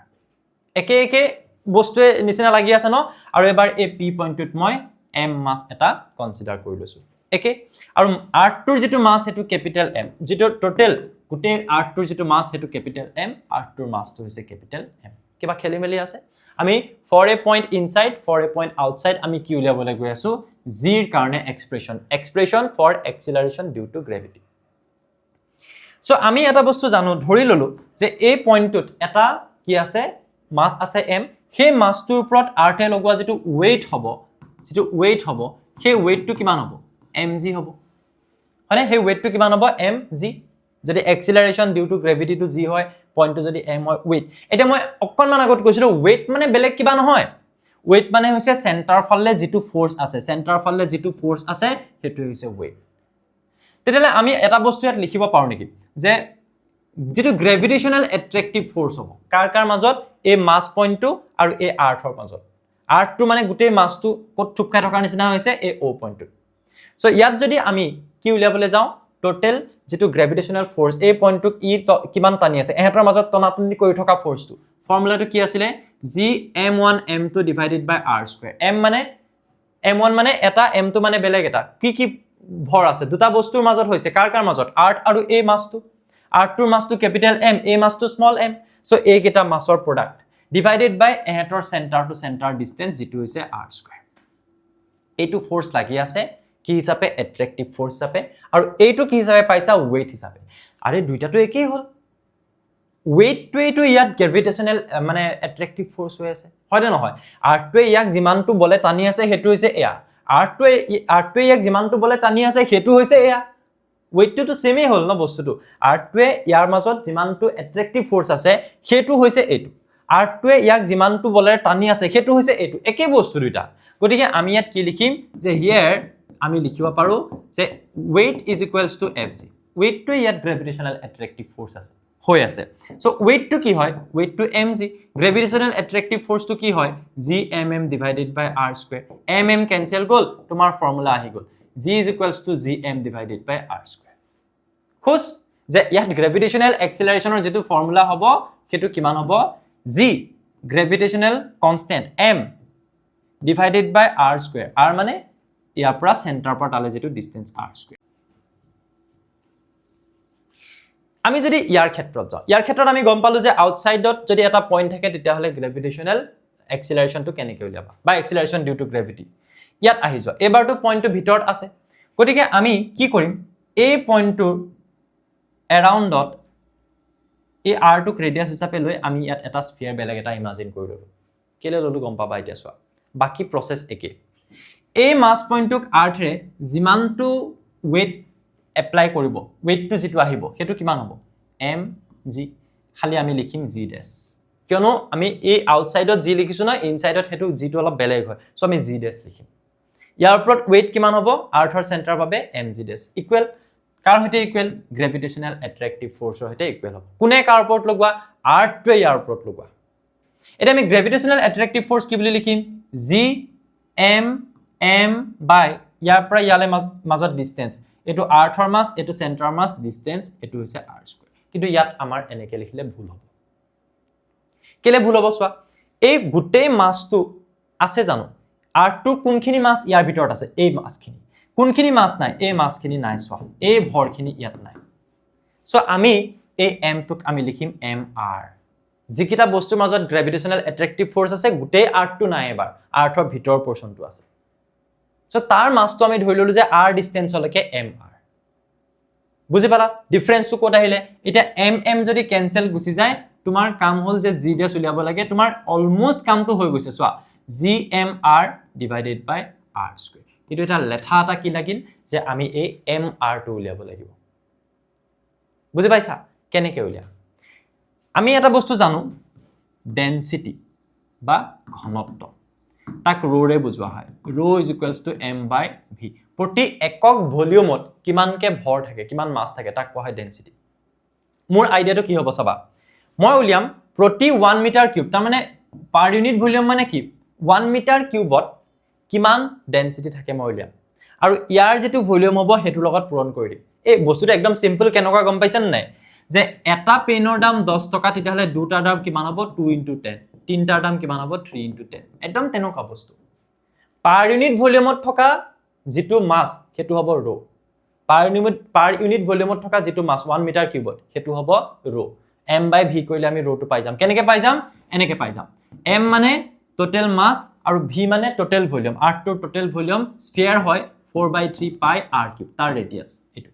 এটো হ'ব ৰ ই আমাক কি দি আছে ই আমাক হেতু ভৰ দি আছে যেটো প্ৰতি 1 মিটাৰ কিউবত আছে প্ৰতি একক ভলিউমত গতিকে তুমি ইয়াত এটা বস্তু লিখিব পাৰিবা চোৱা যে here mr is equals to কিমান হ'ব প্ৰতি 1 মিটাৰ কিউবত যিমান ভলিউম আছে মাল্টিপ্লাইড বাই এইটো যিমানটো ভলিউম হ'ব এটা পেনত যিমান টকা যিমানটা পেনত কিমান টকা হ'ব লাগে উলিয়াব লাগে কিমান মাসত লাগে ইমান কিমান ভলিউমত লাগে ইমানটো ভলিউম এই ভলিউমটো কি বুলি লিখিবা 4/3 পাই স্মল r কিউব ইয়ালৈকে ৰেডিয়াসটো কিমান হ'ব স্মল r আৰু ৰৰ কাৰণে এক্সপ্ৰেছন তুমি কি পাই থৈছা গোটেই মাসটো r থৰ ডিভাইডেড বাই গোটেই r টোৰ ভলিউম 4/3 পাই r কিউব আৰু এটো থাকিলে ইয়াত 4/3 পাই r কিউব চিন্তা নকৰিবা ইয়াত ধে বস্তু কেনসেলে গুছি যাব 4/3 পাই 4/3 পাই কেনসেল গুছি যাব হল মই অকমান এফালে লিখি দিও নে ইয়াতে লিখো চোৱা উপৰখিনি মোহাৰিব পাৰো তাৰ পিছত মই ইয়াত নোটছ খিনি বনাই যাব পাৰিলে mr is equals to কি বুলি কৈছো মই m divided by তলত থাকি গল r কিউব আৰু এফালে থাকিলে r কিউব সো এইটোৱে হৈছে mr ৰ ভ্যালু এই mr টো ইয়াত বহাই দিয়া যদি আমি এই mr টো ইয়াত বহাই দিও তেতিয়াহলে আমি g ডেশ টো কিমান পাম চোৱাচোন ইয়াৰ পৰা আমি কিমান পাম g divided by r square into mr mr ৰ ঠাইত mr cube divided by r cube ধুনিয়াকে a কিউব আৰু স্কয়াৰ কেনসেল গুছি যাব তাৰ পৰা g ডেশ is equals to কিমান ওলাবগে gm divided by r cube into r ইয়াত ওলাইছিলে gm divided by r square ইয়াত ওলালে কি gm divided by r cube into r এটো হৈছে আমাৰ ফাইনাল এক্সপ্ৰেছন লিখি দিও for a point outside এটো আউটসাইড নহয় আমি উল্টা কৰি থাকিলো আসলতে এটো হ'ব আউটসাইডৰ কাৰণে হা আৰু এটো হ'ব ইনসাইডৰ বাবে এই বস্তুটো মোৰ উল্টাকে লিখা গল বুজি পাইছা অথনিবা বহুত আছে হেতে ভাবি আছিল সো এতিয়া মই কিমান পালোগে লাষ্টত gm divided by r cube into r হৈ গল এতিয়া তুমি দুইটা এক্সপ্ৰেছন চোৱা ইয়াত r স্কয়াৰ টো মানে r টো তলত আছে আৰু ইয়াত r টো ওপৰত আছে তুমি দুটা এক্সাম্পল যদি লোৱা 3/4, 3/7 কোনটো ডাঙৰ হয় এটো ডাঙৰ এই যেটো ডিনোমিনেটৰ যেটো মানে হৰক আমি হেতু যিমানেই ডাঙৰ হ'ব হিমানে ইয়াৰ মানটো কি হ'ব সৰু হ'ব হয়নে সো ইয়াত তুমি চোৱা তলৰ বস্তুটো যিমানেই ডাঙৰ হ'ব হিমানে জিটো কি হ'ব কম হ'ব তুমি ইয়াৰ পৰা এটা লজিক কি লগাব পাৰিবা যে r টো যিমানেই বেছি হ'ব জিটো হিমানে কম হ'ব r বেছি মানে কি যে r টো কেতিয়া বেছি হ'ব ভাবা যেতিয়া ই বেছি দূৰলৈ গৈ থাকিব p পইণ্টটো ইয়াত আছিল ইয়া পালে তাৰ মানে এই বস্তুটো কি হয় এই কোন কি হয় r সাৰফেসৰ পৰা পইণ্টটোলৈকে হাইটটো যিমানে বাঢ়ি গৈ থাকিব হিমানে কি বাঢ়ি গৈ থাকিব কি কমি গৈ থাকিব acceleration due to gravity G value কমি যাব ইয়াত চোৱা r টো পূৰণ হৈ আছে ই যদি পূৰণ হৈ যেতিয়া থাকিব ই যেতিয়া বাঢ়িব ইও বাঢ়িব যেতিয়া r টো বাঢ়িব তেতিয়া ইও বাঢ়িব r বহা মানে কি যেতিয়া ইনসাইড পইণ্ট হ'ব ইয়াৰ পৰা a পইণ্টটোত যিমান পাবা তাৰ বাহিৰৰ পইণ্টটোত যিমান পাবা তাৰ বাহিৰৰ পইণ্টটোত যিমান পাবা জি ভ্যালুটো বাঢ়ি গৈ থাকিব আৰু বাঢ়ি গৈ এই সাৰফেসত 0 হৈ যাব সৰি সাৰফেসত ম্যাক্সিমাম হৈ যাব আৰু এফালে গলে আমি কি পামগে যিমানে আকৌ এফালে গৈ থকা হ'ব আকৌ তাৰ জি ভ্যালুটো কমি গৈ থাকিব এটো মই আকৌ বুজাই আছো চোৱা এতিয়া এই গোটেই কাহিনীটো মই আৰু অলপমান বেলেগ ধৰণেৰে বুজিম হেনেকে বুজিলে মোৰ আৰু এটা টপিক সেম ইয়াতে কমপ্লিট হৈ গুছি যাব চোৱা ইয়াৰ পিছতে তোমালোকে এটা টপিক পাবা যে for a point outside at a height h height উলিয়াব লাগে for a point inside in a depth d গভীৰতাত উলিয়াব লাগে দুইটা বস্তু একে হয় আমি ইয়াৰ পৰা কন্টিনিউ কৰিম এতিয়া তুমি এনেকে ভাবিব লাগিব হা অথনিলৈকে তুমি কি বুলি ভাবি আছিলা যে এইটো হৈছে যদি আমাৰ সেন্টাৰ ও এইটো আমি ধৰিছিলো ৰেডিয়াস এইটো আমি ইয়াৰ পৰা ইয়ালৈকে একদম একেলগে আমি কি বুলি ধৰিছিলো যে r ডিসটেন্সত আছে এটা পইণ্ট কি p আৰু তাৰ এটা মাস আছে m অলপমান কাহিনীটো বেলেগ কৰি দিলে হ'ল এতিয়া মই এই ডিসটেন্সটো কি বুলি ধৰিব পাৰো of course capital R radius of earth হয়নে আৰু এইটুক মই এবাৰ এক্সট্ৰাকে এবাৰ ধৰি লম কি বুলি যে কিমান হাইটত পইণ্টটো আছে কি ডিফাৰেন্স আহিলে কোৱা অথনি যেটো তুমি স্মল r লিখিছিলা হে স্মল r টোৰ ঠাইত তুমি এবাৰ জাস্ট লিখিবা কি বুলি যে এই গুটে স্মল r টো কি হৈ আছে r + h simple r + h square আছে স্কয়াৰ লগাই দিয়া এই হাইটত আমি এক্সপ্ৰেছন উলিয়াম এবাৰ আমি যদি ডেফটত উলিয়াম ডি ডেফটত তুমি কি কৰিবা চোৱা gm divided by r cube into r তুমি r বুলি নিলিখিবা ইয়াত তাক তুমি চেঞ্জ কৰিবা কেনেকৈ কৰিবা এইটো হৈ গল সেন্টাৰ ইয়ালৈকে হৈ গল ৰেডিয়াস অফ আৰ্ট তুমি ইয়াৰ পৰা r স্মল r ডিসটেন্সত তুমি লৈছিলা এটা পইণ্ট তুমি এটা স্ফিয়াৰ বনাই পেলাব পাৰা m মাসৰ এটো এটা p পইণ্ট ওকে সো এই পইণ্টটো বা এই মাস পইণ্টটো ক'ত আছে r ডিসটেন্সত আছে তুমি যদি এনেকে ভাবা সো এটো অকমান স্ফেৰিকেল হ'ব লাগিব দেই তোমাকে ধুনিয়াকে আঁকিবা এটো তুমি যদি ভাবিলা যে তুমি গাত এটা খান্দিছা কিমান ডেপথত খান্দিছা d ডেপথ আৰু এইকণ কিমান r তুমি ভাবাচোন r - d যদি কৰা সো ইয়াৰ পৰা ইয়ালৈকে r এইকণ d কৰি দিলে কিমান পাবা ইয়াৰ পৰা ইয়ালৈকে এইকণ স্মল r টো পাই যাবা গতিকে আমি ইয়াৰ ক্ষেত্ৰত কি কৰিম সোৱা স্মল r টোৰ ক্ষেত্ৰত আমি কি লিখি দিম r - d সো d ডেপথত থাকিলে আমি এক্সপ্ৰেছনটো কেনেকৈ পামগে চাবা এতিয়া হল একদম ইজি একেটাতে গৈ আছে নেক্সট সোৱা gm ডিভাইডেড বাই ইয়াত আমি সৰি এটো স্মল r লিখিছো ক্যাপিটেল r + h হ'ব এটা r + h ত আমি r টো কমন ললো তেতিয়া ইয়াত থাকিব 1 + h / r আৰু এফালে হোল স্কয়াৰ আছে ন গুটেই বস্তুটোৰ ওপৰত স্কয়াৰ দিয়া এইটো কেলে কৰিলো চাবা হা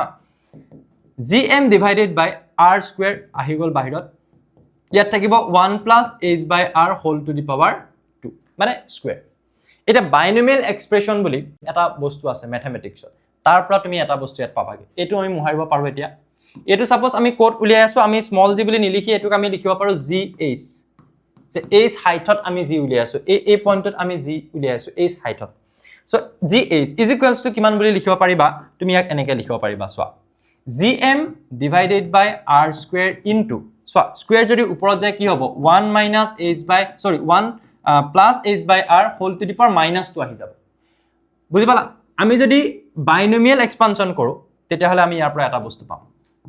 gm divided by r square এৰ ফৰ্মুলা হয় 1 - 2h / r বস এইটো হৈছে আমাৰ ফাইনাল এক্সপ্ৰেছন এইটো কেতিয়া হ'ব when h is very very less than r so ইয়াত যেতিয়া এই h টো r টোতকে বহুত সৰু হ'ব এই হাইটটো যেতিয়া এই ৰেডিয়াসটো কিমান তুমি জানানে 6400 কিলোমিটাৰ ধেমালি নহয় 6400 কিলোমিটাৰ 6400 কিলোমিটাৰ এটো সাপোজ 1 কিলোমিটাৰ সো 1 কিলোমিটাৰটো বহুত সৰু 6400 তকে সেই কেছটো তুমি এই ফৰ্মুলাটো লগাব পাৰিবা যদি ইয়াৰ পৰা আমি আহু এটা কনক্লুজন দিব পাৰিম যে এই হাইটত যেটো এক্সেলাৰেশন হ'ব তাৰ এক্সপ্ৰেছন হ'ব এইটো তাত তুমি gm / r স্কয়াৰ মানে কি পাইছিলা স্মল g অলপ আগত যে ওলাইছিলা আউটসাইড পইণ্ট এটাৰ বাবে সোৱা আউটসাইড পইণ্টৰ বাবে মই g কিমান উলিয়াইছিলো gm / r স্কয়াৰ বুলি উলিয়াইছিলো হল যদি তুমি এই স্মল r টোৰ ঠাইত ক্যাপিটেল r বহাই দিয়া তাৰ মানে কি হ'ব যে এই ডিসটেন্সটো কিবা সোৱা স্মল r টো ইয়াৰ পৰা ইয়ালৈকে আছিল সাপোজ যদি সেই ডিসটেন্সটো ইয়াৰ পৰা ইয়ালৈকে হয় r হয় তাৰ মানে ক'ত আছে সাৰফেসত আছে at surface acceleration due to gravity gm / r square হ'ব তাৰ মানে at surface বা on the surface বুজি পাইছা সো এইটুক আমি কি বুলি লিখিম বুলি আমি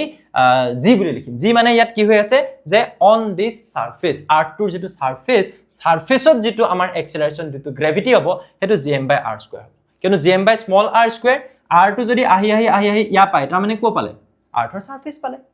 ক্যাপিটেল r ৰ সৈতে যদি ইকুৱেল হয় গতিকে এইটো তাৰ পিছত আমি ইয়াত কি লিখিম 1 - 2h / r ইয়াৰ পৰা আমি এটা কনক্লুজনত আহিম কি কনক্লুজনত আহিম গম পাইছা যে gh decreases with height with a factor of 1 - 2h / r gh decreases with height by a factor বুলি ক'ব পাৰা by a factor of 1 - 2h / r তুমি যেতিয়া ইয়াত হাইটটো ইনক্ৰিজ কৰি গৈ থাকিবা হি ডিক্ৰিজ কেলে হ'ব তুমি দেখিছা যে r টো তলত থাকে এয়া দেখিছানে gm / r স্কয়াৰ হতে আমি কি লিখিছো এইটো মই ইয়াৰ ক্ষেত্ৰত তোমালোকক কৈছিলো যে আউটসাইড হলে তলত r² আছে r বাহিলে g কমিব সো কমিবটো শিওৰ কিমান ফেক্টৰত কমিব ইমান ফেক্টৰত কমিব ইমান ফেক্টৰত কমিব সেই কনক্লুজনটো দিব পাৰা যদি ইয়াৰ ক্ষেত্ৰত তুমি আহা ইয়াকটো আমি এতিয়ালৈকে একো কৰাই নাই ইয়াক যদি আমি কৰো তেতিয়াহলে আমি কি বুলি লিখিম চোৱা gm/r³ ইনটু r - d ইয়াৰ পৰা তুমি হে অথনিৰ নিচিনাকে এটা বস্তু কমন লোৱা এটো আমি প্ৰুভ কৰিবলৈ লবই লাগিব r টো যদি কমন ল তেতিয়া ইয়াত থাকিব 1 - d/r 1 - d/r এই r আৰু এফালে কটাকটি গলে এটো হ'ব r²। সো এনেকে লিখো এতিয়াৰ বাবে মই এনেকে লিখো r³ আছে gm / r² আৰু এফালে কিমান থাকিব 1 - d/r হৈ গল তো তুমি ইয়াক কি বুলি লিখিবা যে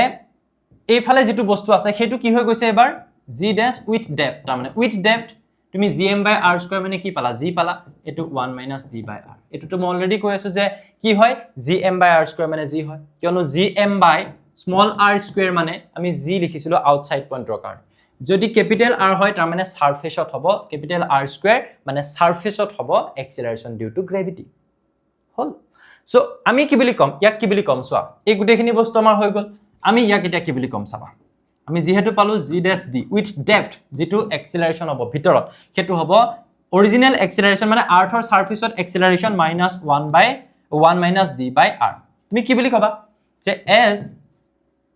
the depth increases but decreases not increases decreases যেতিয়া ডেপথটো ডিক্রিজ হ'ব তাৰ মিনিংটো কি যে তুমি যদি আগতে ইয়াত আছিলা ডেপথটো কমি গৈছে তাৰ মানে তুমি সেন্টাৰৰ পৰা লাহে লাহে বাহিৰলৈ আহিছা তুমি যদি কৰা গাত এটা খান্দিছিলা এতিয়া কম দকে খান্দিছা আগতে ইমানটো এতিয়া ইমানটো দটো বাঢ়ি গৈছে কম ডেপথ তাৰ মানে কি এইটো হয় নে কম ডেপথ তাৰ মানে কি বাঢ়ি গৈছে r টো বাঢ়ি গৈ আছে হল যেতিয়া ডেপথটো ডিক্রিজ হলে আমি কৈছিলো যে ইয়াৰ পৰা এফালে r টো যেতিয়া বাঢ়ি যাব তেতিয়া এক্সিলাৰেশন বাঢ়ি যাব প্ৰডাক্ট হৈ আছিল সো r বাঢ়িলে এক্সিলাৰেশন বাঢ়িব কেনেকে বাঢ়িব সেই বস্তু ইয়াত কোৱা হৈছে as depth decreases the g increases by a factor কিমান ফেক্টৰৰ দ্বাৰা বাঢ়িব ইমান ফেক্টৰৰ দ্বাৰা 1 - d/r ঠিক আছে আমাৰ এখিনলৈকে আমি কিমান ফেক্টৰৰ দ্বাৰা বহা দেখাম 1 - d/r ফেক্টৰৰ দ্বাৰা ক্লিয়াৰ হৈছে যে ই যেতিয়া ডিক্রিজ হৈ যাব ডেপথ ডিক্রিজ মানে r টো বাঢ়ি যাব লাগিব তেতিয়া হে এই ডেপথটো ডিক্রিজ হ'ব হয় না এই ভ্যালুটো কেতিয়া কমিব যেতিয়া r টো বাঢ়ি গৈ থাকিব সো ডেপথটো যেতিয়া ডিক্রিজ হ'ব তেতিয়া হেনু ইয়াত কি ইনক্রিজ হ'ব তেতিয়া ইয়াত এই g টো ইনক্রিজ হ'ব কিয় ইনক্রিজ হ'ব তুমি গম পাইছা যে সেন্টাৰৰ পৰা এফালে আহোতে ইনসাইড পইণ্টত আমি r টো মাল্টিপ্লাই কৰি লিখিছিলো ওপৰত এই যে কৈছিলো সো এই r টো যেতিয়া বাঢ়িব তেতিয়া g বাঢ়িবটো খাটা কিমান ফেক্টৰ কিমান গুণত বাঢ়িব এনেকে বাঢ়িব তাৰ মানে বুজিলা এতিয়া আৰু এটা বস্তু আমি চাই যাব পাৰো at center যেটো g ভ্যালু হ'ব সেই ভ্যালুটো কি হ'ব তোমালোকে ইনসাইড পইণ্ট এটাৰ বাবে তোমালোকে কি পাইছিলাগে এক্সপ্ৰেশনটো গৈ ফাইনালি gm/r³ into r পাইছিলা ন gm/r³ into r সেন্টাৰত r টো কিমান হ'ব এই ৰেডিয়াস আৰ্থৰ ৰেডিয়াস একদম সেন্টাৰ 0 হৈ যাব সো gm বাই কিমান হৈ যাব এটো 0 হৈ যাব সো gm/0 into r তাৰ মানে 0 হ'ব কি বুজিলা যে সেন্টাৰত কি হ'ব acceleration due to gravity two 0 হ'ব ফাইনাল কনক্লুজনত যদি আমি আহো যদি এইটো r হয় তুমি দেখিলা যে তাৰ সেন্টাৰত g ভ্যালু কিমান হয় 0 হয় ইয়াৰ পৰা যিমানে বাঢ়ি গৈ থাকিব তাৰ g ভ্যালুটো বাঢ়ি গৈ সাৰফেসত ম্যাক্সিমাম হ'ব g ভ্যালু তাৰ পিছত আকৌ যেতিয়া হাইট হলে গৈ থাকিব আকৌ ই কি হ'ব ডিক্রিজেস ই আকৌ কমি যাব এফালে গৈ থাকোতে কি হ'ব ইনক্রিজেস সো এইখিনি বস্তু আমাৰ বহুত বেছি ইম্পৰ্টেন্ট প্ৰেক্টিস কৰিবা অলপ ধুনিয়াকে পাৰি যাবা হল আৰু এটো তোমালোকে গম পাইছা যে এটো আউটসাইড আৰু এটো ইনসাইড তাৰ মানে উল্টা হৈ থাকিলে পইণ্টটো আকতে চাকে গম পাইছা তোমালোকে সো ইয়াৰ পিছত আমাৰ আহি যাব আচ্ছা এইখিনিতে মই এটা কথা কৈ যাও যে আমাৰ জ্ঞানম টিউশন এপটো अवेलेबल হৈ আছে প্লে ষ্টৰত তোমালোকে তাতে আমাৰ ক্লাস 11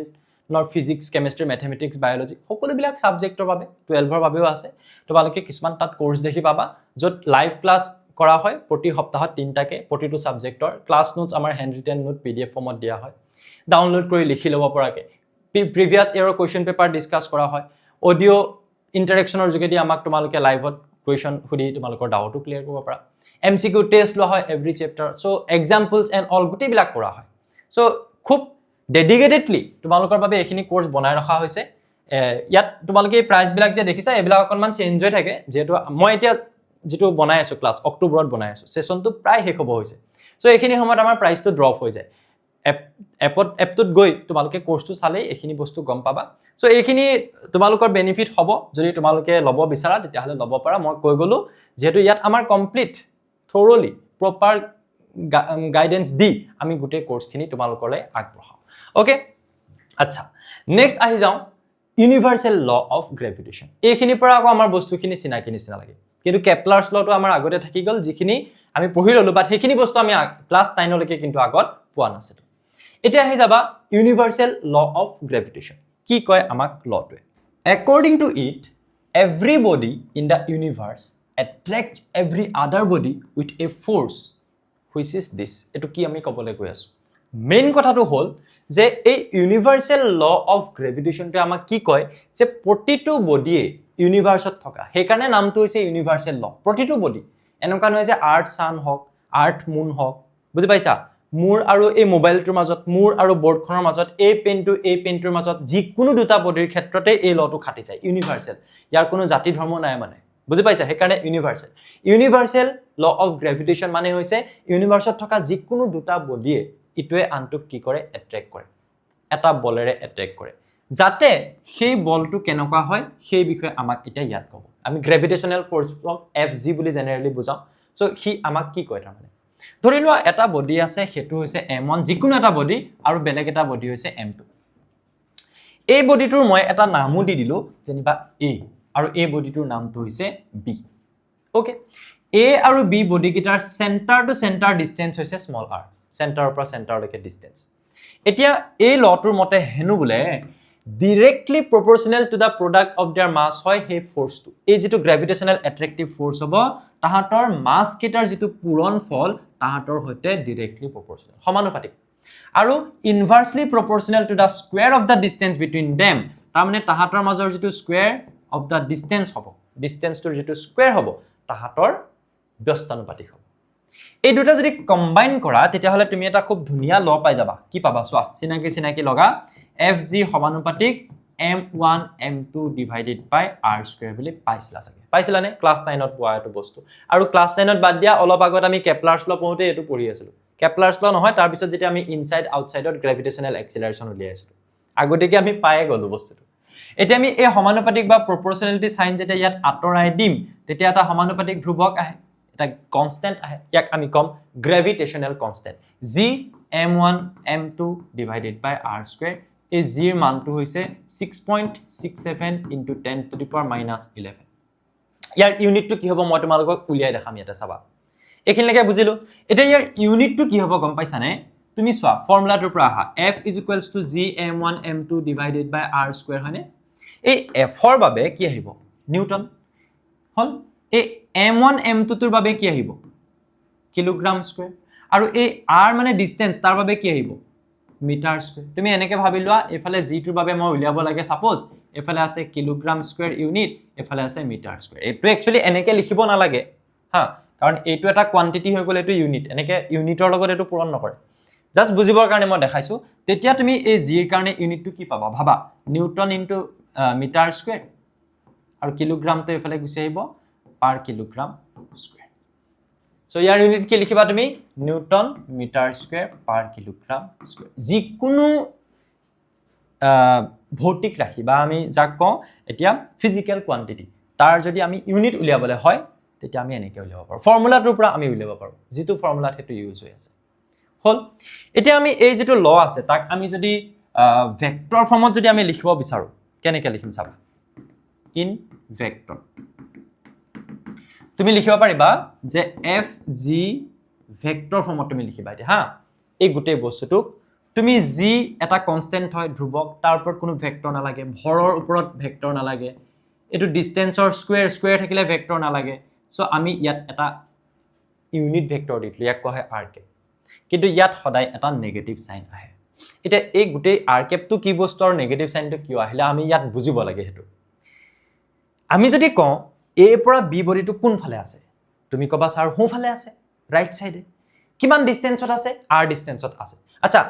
এই ফাললে ইমান ডিসটেন্সত তাক কয় এটা পজিশন ভেক্টৰ পজিশন ভেক্টৰ আমাক সদায় কি দিয়ে কিমান ডিসটেন্সত আৰু কোন ফাললে কিমান ডিসটেন্স বুজি পাইছেন নাই তুমি সাপোজ নগাঁৱত আছা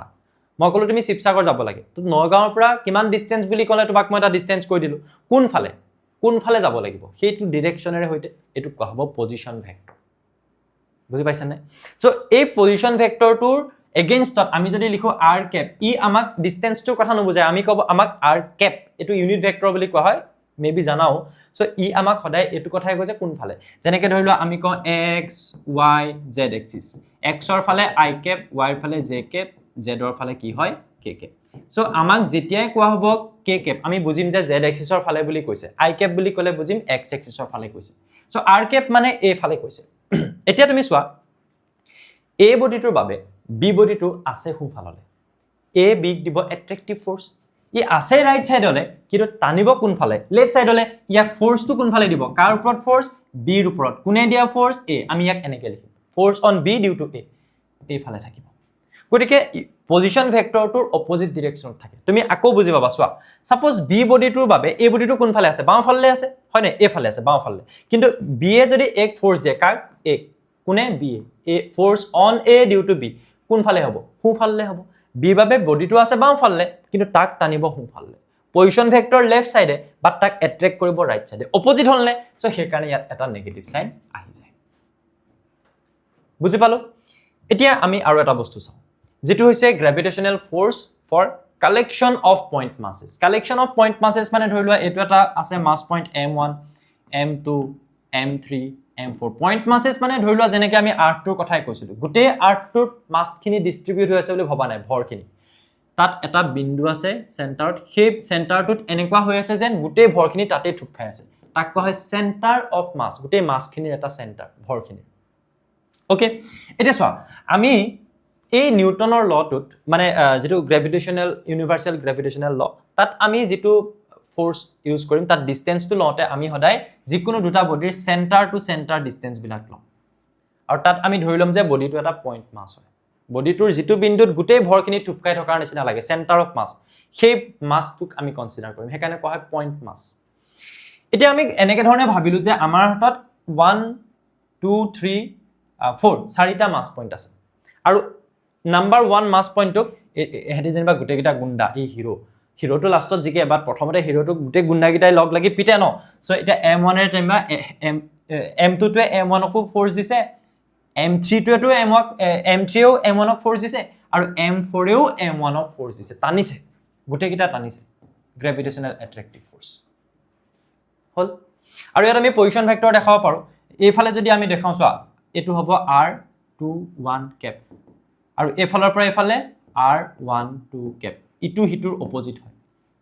হা আমি যদি কওঁ এটু ইয়াত পজিশন ভেক্টৰ কিমান হ'ব 1 ৰ পৰা 4 ৰ ফালে আমি কম r14 cap আৰু r14 cap to minus of r41 cap 41 টো আকৌ এফালে হ'ব একিটা আমি এনে দেখাই যাব পাৰো r3 পৰা 1 হলে যদি এটু হয় তেতিয়া হলে 1 ৰ পৰা 3 লে কোনটো হ'ব এটু হ'ব এটাৰ আগত নেগেটিভ দি দিলে হ'ল দুইটা ইটু হিটুৱে ইকুৱেল আৰু অপোজিট হ'ব এতিয়া মই যদি ইয়াত কি কৰিবলৈ যাওঁ চোৱা we have a collection of point masses force on any one of them ইয়াৰ যিকোনো এটাৰ ওপৰত বাকি কিটাৰ কাৰণে যেটো ফোৰ্স হ'ব হেতু কি হ'ব ভেক্টৰ সাম আমি যোগ কৰিম ভেক্টৰিক্যালি আমি যোগ কৰিম কাক গ্ৰেভিটেশনাল ফোৰ্সেস এক্সাৰ্টেড বাই আদাৰ পয়েন্ট masses বাকি কিটা পয়েন্ট মাসে তাৰ ওপৰত দিয়া গ্ৰেভিটেশনাল ফোৰ্স খিনি প্লাস কৰি দিম তাৰ মানে কিনো তাৰ মানে সাপোজ তোমাক টোটাল বা নেট ফোৰ্স লাগে তুমি কি কৰিবা ফোৰ্স 1 নম্বৰটোৰ ওপৰত 2 নম্বৰটোৱে দিয়া প্লাস ফোৰ্স 1 নম্বৰটোৰ ওপৰত 3 নম্বৰটোৱে দিয়া প্লাস ফোৰ্স 1 নম্বৰটোৰ ওপৰত 4 নম্বৰটোৱে দিয়া প্লাস কৰি দিয়া আৰু যদি আছে আৰু প্লাস কৰা তাৰ পিছত তুমি ফৰ্মুলাত আহি যোৱা কি আছিল জি এটা 1 আৰু 2 ৰ মাজত সো m1 m2 1 আৰু 2 ৰ মাজত মাস কেটা কিমান হ'ব m1 m2 এটো চাই লিখি থাকিব পাৰো ডিভাইডেড বাই কিমান হ'ব r square r12 square r12 cap যেতিয়া 1 2 থাকিব তুমি 1 2 দিবা ইয়াত মাইনাস দিবা অতনি যা দেখাইছিলো নেগেটিভ সাইন আহে সো ইয়াৰ ক্ষেত্ৰটো তেনেকে minus g m1 m3 divided by r13 square r13 cap আৰু ইয়াৰ বাবে কিমান হ'ব minus g m1 m4 divided by r14 square r14 cap আৰু তুমি দেখিছা 13 টো যদি মই 3 1 কৰি দিওঁ মাইনাছ আহি যায় দেখিছানে 1 2 টোক 2 1 কৰি দিলে মাইনাছ আহি যায় 1 4 টোক 4 1 কৰি দিলে মাইনাছ আহি যায় তোমাক মই এটা মানে এই নেগেটিভ সাইনটোত বহুতৰ খেলিমেলি লাগি থাকে মই এটা সিম্পল ট্ৰিক দি দিওঁ যদি 1 2 থাকে 1 2 লিখা নেগেটিভ লিখিবা যদি 1 2 থাকে 2 1 লিখা পজিটিভ লিখিবা কেলে কিয়নো r1 2 কেপ তাত যদি মই 2 1 কেপ লিখো কি লিখিম r minus r2 1 কেপ মাইনাসে প্লাস হৈ যাব সো আমি ডাইৰেক্ট লিখি দিম এতিয়া plus gm1 m2 divided by r21 square r21 কেপ তেতিয়া প্লাস আহিব gm1 m3 divided by r 31 square তেতিয়া r13 to 31 লিখি দিলে মাইনাস আহি যাব মাইনাসে plus and then lastly this one কিমান হ'ব plus gm1 m4 divided by r41 square r41 okay 1 4 minus 4 1 minus plus done so এইখিনি লাগে আমি ইয়াত কৰি দেখাব লাগিব যদি এই কোৱেশ্চনটো এনেকে আহে okay next now some important facts for Newton's law of gravitational force Newton's gravitational law মানে যেটো আমাৰ Newton's law gravitational force ৰ ওপৰত তাত কেইটামান পাঁচটা মান আমাৰ খুব ইম্পৰ্টেন্ট পইণ্ট আছে পাঁচটা পইণ্ট মই এটা দেখাছো 5 পইণ্টস কি so it is significant only for heavy bodies এইটো নেচাৰৰ পৰা টাইটকে উইক ফোৰ্স যদিও আছে তথাপিতো নাই নিচিনা এই চুম্বকৰ নিচিনা এনেকুৱা নহয় এট্ৰেক্টিভ মিন্স এনেকে লাগি যাব যিকোনো দুটা বস্তু পেন গিটা লাগি জানো গৈছে নাই যোৱা মই মানুহ এটাৰ লগত কথা পাতি আছো গৈ খুন্দা খাই গৈছো নেকি নাই যোৱা কিয় এনেকুৱা হেভি মাছ কেনেকুৱা হেভি মাছ লাইক সান আৰ্থ মুন এনেকুৱা হেভি বস্তুবিলাক যাৰ ভৰবোৰ বহুত বেছি হেনেকুৱা ভৰৰ ক্ষেত্ৰতে ইয়াক দেখি পোৱা যায় it is an attractive force সদায় attractive হ'ব it is independent of medium দুটা বস্তু আছে তাৰ মাজত এয়াৰ আছে নে তাৰ মাজত একোৱে নাই নে পানী আছে এবো মেটাৰ নকৰে মিডিয়ামটো বা মাধ্যমটোৰ ওপৰত মেটাৰ নকৰে একেই থাকিব আৰু সো attractive force বুলি যে কৈছে যদি তুমি পজিটিভ আৰু নেগেটিভ লা কি হয় attractive হয় পজিটিভ আৰু পজিটিভ ললে কি হয় ৰিপালসিভ হয় বিকৰ্ষণ হয় কিন্তু আকৰ্ষণ বিকৰ্ষণ দুইটা বল ইয়াত নাথাকে gravitational is always attractive সদায় আকৰ্ষণেই কৰিব the force between two bodies are equal and opposite যেটো দেখাইছিলো এতিয়া a body to a2 b body to a2 হয়নে যদি মই কওঁ যে এক b এ ফোর্স দিছে কোন ফালে এই ফালে force on a due to b এই ফালে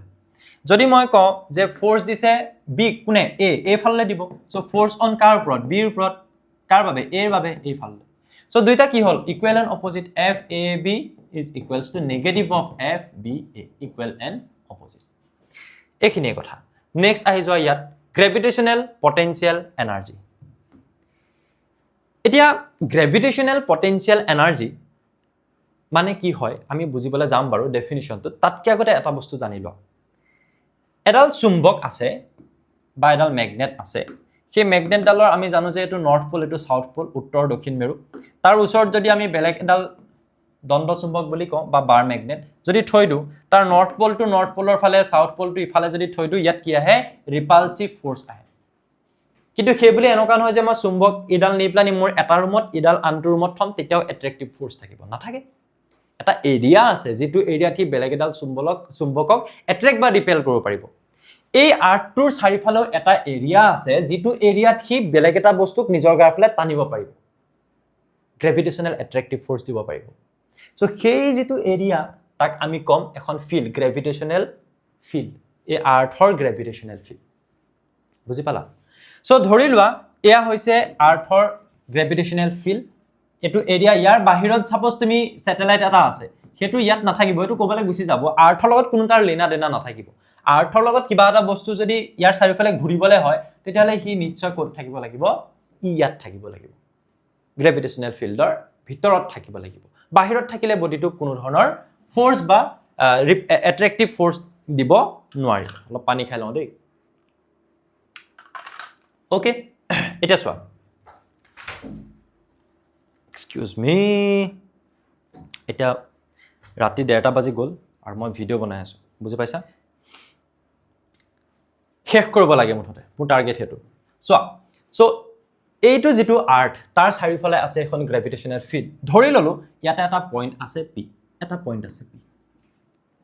ইনফিনিটিৰ পৰা অসীমৰ পৰা আমি এটা বেলেগ এটা বস্তু m তাৰ ভৰটো কিমান m ভৰৰ বস্তু এটা আমি ইয়াতকে আনিম আনি ইয়াত আমি থৈ দিম বস হেতু কামে কৰি ইয়াক আনি ইয়াত থম যিমানটো ওয়াৰ্ক ডান কৰিবা তাকে কব এই পইণ্টটোত gravitational potential energy. It is the amount of work done, কাৰ্যৰ পৰিমাণ, in bringing a body, এটা body আনিবৰ বাবে from infinity, কৰ পৰা? Infinity পৰা। ক'লে to a given point in the gravitational field of the body, এই bodyটো, তাৰ gravitational field, তাৰ সেই পইণ্টটোত, given পইণ্টটোত, ধৰি লওক মোক P পইণ্টত potential energy লাগেতো, so P লে আনিবলৈ কৰা work done. যদি এইটো পইণ্টত লাগে তেতিয়াহলে ইয়াৰ পৰা ইয়ালে আনিবলৈ কৰা work done. যদি এইটো পইণ্টত লাগে ইয়াৰ পৰা ইয়ালে আনিবলৈ কৰা work done. হেতু হ'ব হে given point মানে হেতু কথা কৈছে যে কোনটো পইণ্টত লাগে হেতু কোৱা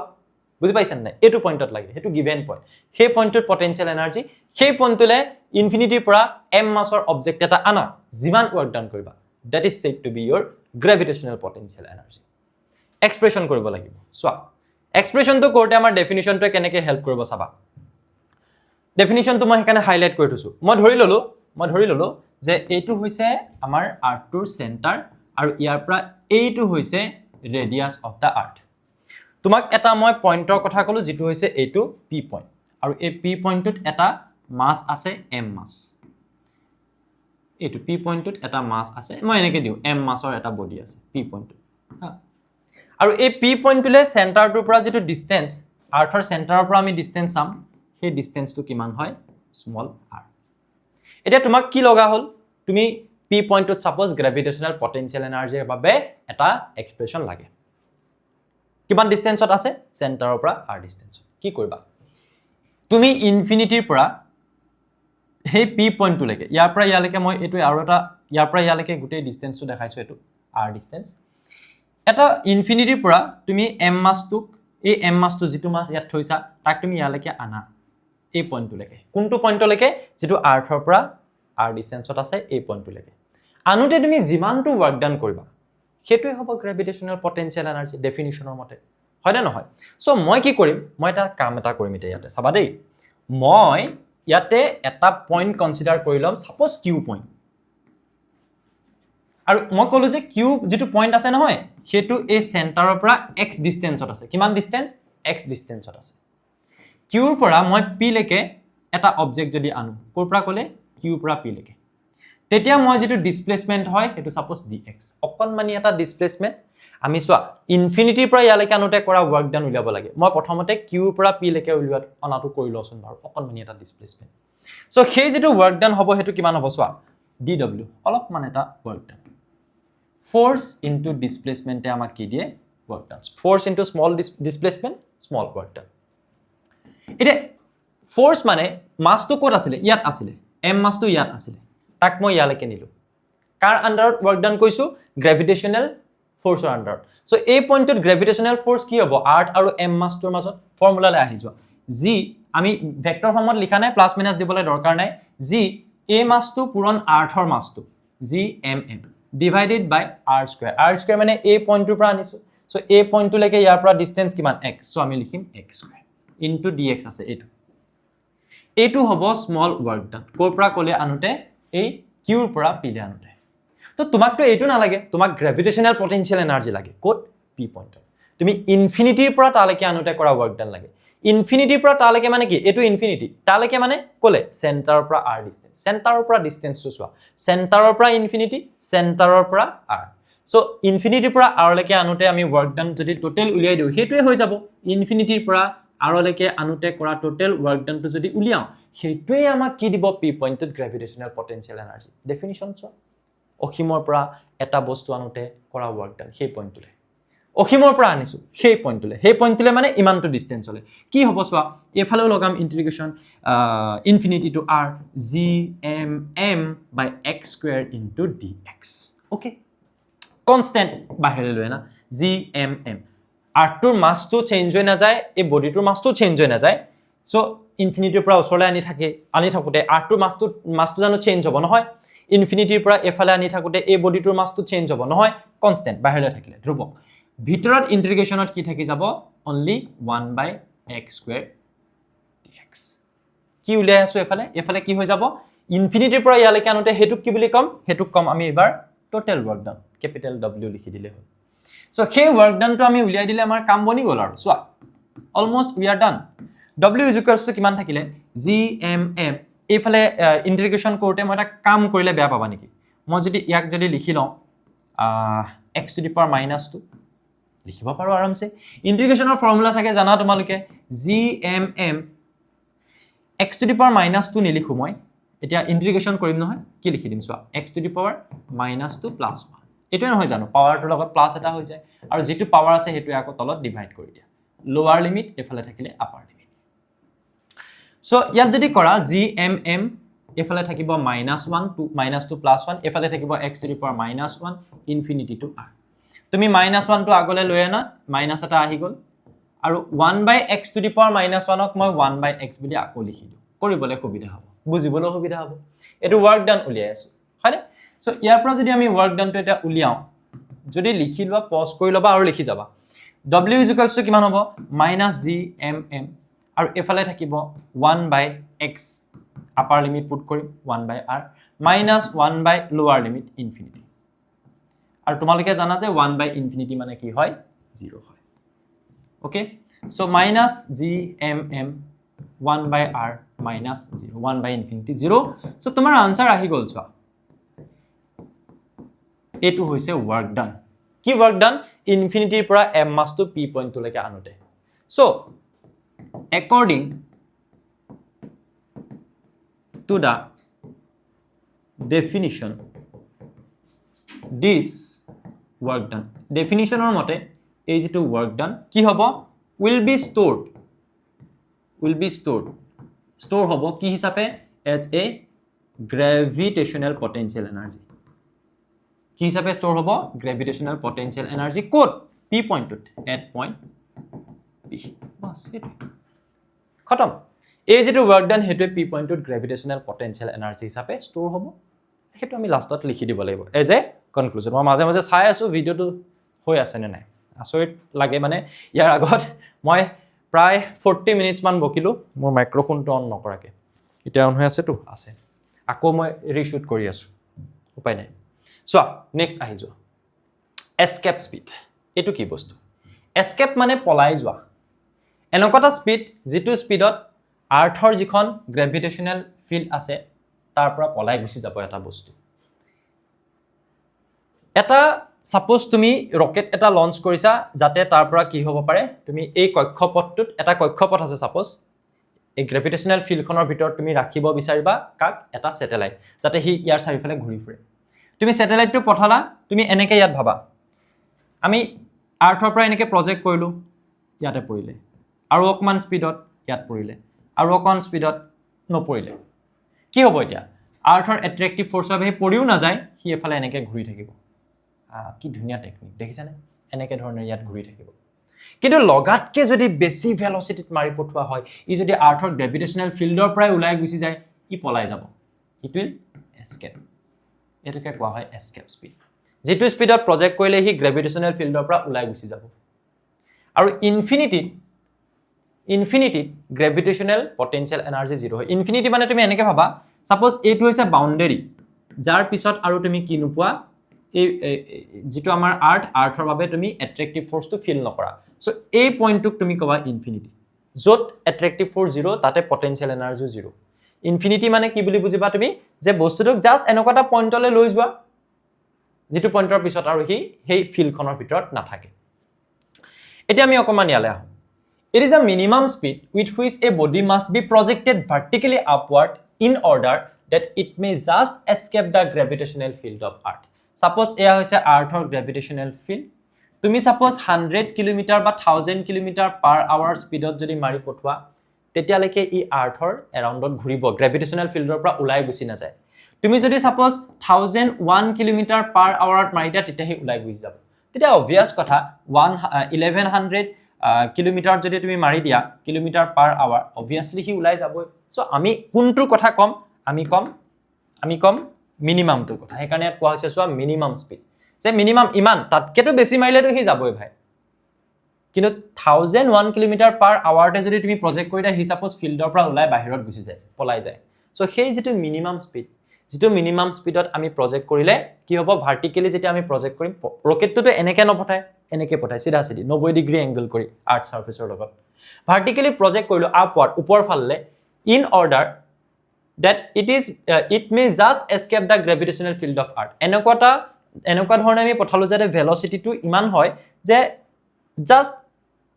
এস্কেপ কৰি গুচি যায় গ্ৰেভিটেশনাল ফিল্ড সেই মিনিমাম যেটো ভেলোসিটি যিমানটো ভেলোসিটিৰে মাৰি পঠালে হি আৰ্থৰ গ্ৰেভিটেশনাল ফিল্ডৰ পৰা ওলাই গুচি যাব আৰু তেতিয়া তাৰ আৰ্থৰ লগত কোনো কানেকচন নাই ইয়াৰ চাৰিফালে কিয় ঘূৰি থাকিব হি গুচি যাব আৰু কবালে সেইটো কোৱা হয় এস্কেপ স্পীড এটা আমি তাৰ কাৰণে ফৰ্মুলাটা আমি ডিৰাইভ কৰিব লাগিব সোৱা আগৰ নিচিনাকৈ আমি আকৌ ধৰি ললো যে this is the center of earth and this is the radius of earth এবাৰ কনসেপ্টটো উলুটা আগৰটোতকে কনসেপ্টটো উলুটা আগতে কি আছিল ইনফিনিটিৰ পৰা এটা পইণ্টলৈ আনিছিলো এতিয়া মই কি কৰিম সাৰফেসৰ পৰা ইনফিনিটিলৈ লৈ যাম কেলে কলো এনেকে কিয়নো তুমি কি দিব লাগিব তুমি দিব লাগিব এস্কেপ ভেলোসিটি মানে কি যেটো ভেলোসিটিত হি ইয়াৰ গ্ৰেভিটেশনাল ফিল্ডৰ পৰা ওলাই যাব মই কৈছো গ্ৰেভিটেশনাল ফিল্ডৰ পৰা ওলাই যোৱা মানে কি গ্ৰেভিটেশনাল ফিল্ডখন যত শেষ হৈ যাব তাৰ বাহিৰলৈ গুচি যাব ক'ত শেষ হৈ যায় ইনফিনিটিত সো আমি তাক লৈ যাব লাগিব ক'ৰ পৰা আমি লঞ্চ কৰিম ক'ৰ পৰা ৰকেটটো সাৰফেসৰ পৰা আমি আৰৰ পৰা তাক ইনফিনিটিলৈ লৈ যাব লাগিব সাৰফেস মানে আৰ সেন্টাৰৰ পৰা কিমান ডিসটেন্সত সাৰফেস আছে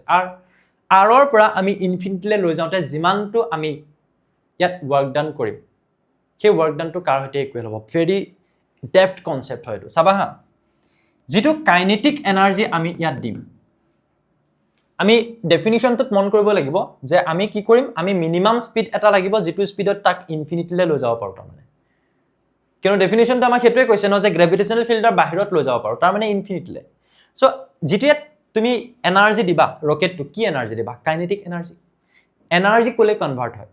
এনাৰ্জি দ্বাৰা ইয়াত ওয়াৰ্ক ডান হ'ব আৰু সেই ওয়ার্ক ডান খিনি ইয়াত কি হিচাপে তুমি পাবাগে সেই পইণ্টটোত পটেনশিয়াল এনাৰ্জি হিচাপে পাবা ওকে বুজি পাইছা তুমি কাইনেটিক এনাৰ্জি দিবা ৰকেটটোক দি দিলা ন ৰকেটটোত লগাহে তুমি এনেকে লঞ্চ কৰিবা স্যাটেলাইটটো লঞ্চ কৰোতে সাপোজ তুমি যেটো কাইনেটিক এনাৰ্জি দিলা সেই এনাৰ্জিটো যে দিলা তাৰ মাজত গৈ তুমি একো দিয়া নাই সেই এনাৰ্জিটোৱে তাক লৈ গৈ ইয়ালৈকে নিয়া কামটো কৰিব এই কাইনেটিক এনাৰ্জিটোৱে কি কাম কৰিব সেই ওয়াৰ্ক ডানটো কৰিব ইয়ালৈকে লৈ যাবৰ বাবে কোলৈকে লৈ যাবৰ বাবে আৰৰ পৰা সেই ইনফিনিটিলৈকে কোনে লৈ যাব তুমি দিয়া সেই কাইনেটিক এনাৰ্জি খিনিয়ে লৈ যাব সো ইয়াত কাইনেটিক এনাৰ্জি ইকুৱেলস টু ইমান হ'ব বুজিলা কাইনেটিক এনাৰ্জি তুমি কেনেকৈ উলিয়াবা কাইনেটিক এনাৰ্জিৰ বাবে সিম্পল ফৰ্মুলা হল হাফ mv²। তুমি সাপোজ v0 বুলি কলা m মাছৰ তুমি স্যাটেলাইট এটা পঠাইছা ওপৰলে কিমান ভেলোসিটিৰে সাপোজ v0 ভেলোসিটি আমি তাৰ ম্যাগনিটিউডটো লিখিছো v0²। আৰু এইফালে তুমি কি লিখিব লাগিব ওয়াৰ্ক ডান লিখিব লাগিব সো ইয়াতো তুমি আগৰ নিচিনা প্ৰসেসটো লগাব লাগিব তুমি ধৰি ললা যে ইয়াক মই পইণ্ট কনসিডাৰ কৰি ললো এগেই একদম আগৰ নিচিনা পি পইণ্ট এটা মই কনসিডাৰ কৰি ললো আৰু মই কলো যে হে পি পইণ্টটো কিমান ডিসটেন্সত আছে সেন্টাৰৰ পৰা r ডিসটেন্সত আছে হল এবাৰ মই কি কৰিলো এটা পইণ্ট ললো যেটো হৈছে কিউ পইণ্ট আৰু কিউ পইণ্টটো আৰু পি পইণ্টৰ মাজত ডিসটেন্সটো কিমান হয় dx এনেকে কলো আৰু এই কিউ পইণ্টটো কিমান ডিসটেন্সত আছে ইয়াৰ পৰা x একদম আগৰ নিচিনা কেস নহয় নে একদম একে খালি আমি যেতিয়া পটেনশিয়াল এনাৰ্জি উলিয়াইছিলো তেতিয়া আমি কি কৰিছিলো ইনফিনিটিৰ পৰা ইয়ালে অনা দেখাইছিলো এবাৰ উল্টা কৰিম ইয়াৰ পৰা আমি লৈ যাব লাগিব আৰৰ পৰা ইনফিনিটি তাত মই কলো যে পি পৰা কিউ লে নিউতে কিমান ওয়ার্ক ডান হয় চাওচোন কনসেপ্টটো আমি এটো লগাবলৈ গৈ আছো হা এটো অকনমান মই এটা স্কিপ কৰি ৰাখি দিছো তোমালোকে স্টাৰ্ট কৰ পৰা কৰিব লাগিব বস্তুটো চাবা এটো আমি ক'ব পাৰো যে দিস ইজ ইওৰ কি পইণ্ট এই পইণ্টটো তোমাৰ মনত থাকিব লাগিব তেতিয়াহে তুমি এটো পৰীক্ষাত পাহৰি নোযোৱা তাতকে আগত আমি যি কৰিম বাট এই বস্তুটো মোৰ মাথাত থাকিব লাগিব যে একচুয়ালি মই কি প্ৰসেসত যাম মই ইয়াত কাইনেটিক এনাৰ্জি দিম সেই এনাৰ্জি লৈ হি ইনফিনিটি লৈকে যাব সেই ওয়ার্ক ডানটো মই উলিয়াব লাগে ডান সেই ওয়ার্ক ডানটো উলিয়াবলৈ যাওঁতে মই তাৰ পৰা v0² টো উলিয়াই দিব পাৰিম এই গিটাক মই ইকুৱেল কৰি এতিয়া মই মেইন কথা ওয়াৰ্ক ডানটো উলিয়াব লাগিব নহয় সো মই কি কৰিম মই এটা স্মল ওয়াৰ্ক ডান উলিয়াম কিহৰ বাবে স্মল ডিসপ্লেসমেন্ট dx ৰ বাবে p পৰা q লৈতে অথনি নিচিনা একে তুমি ফোৰ্স কি লিখিবা গ্ৰেভিটেশনাল g মাস টু এটু এই স্যাটেলাইটৰ মাস টু স্মল m ডিভাইডেড বাই ইয়াৰ পৰা ইয়ালৈকে ডিসটেন্স কিমান হয় সৰি ইয়াৰ পৰা ইয়ালৈকে ডিসটেন্স কিমান হয় x সো gmm বাই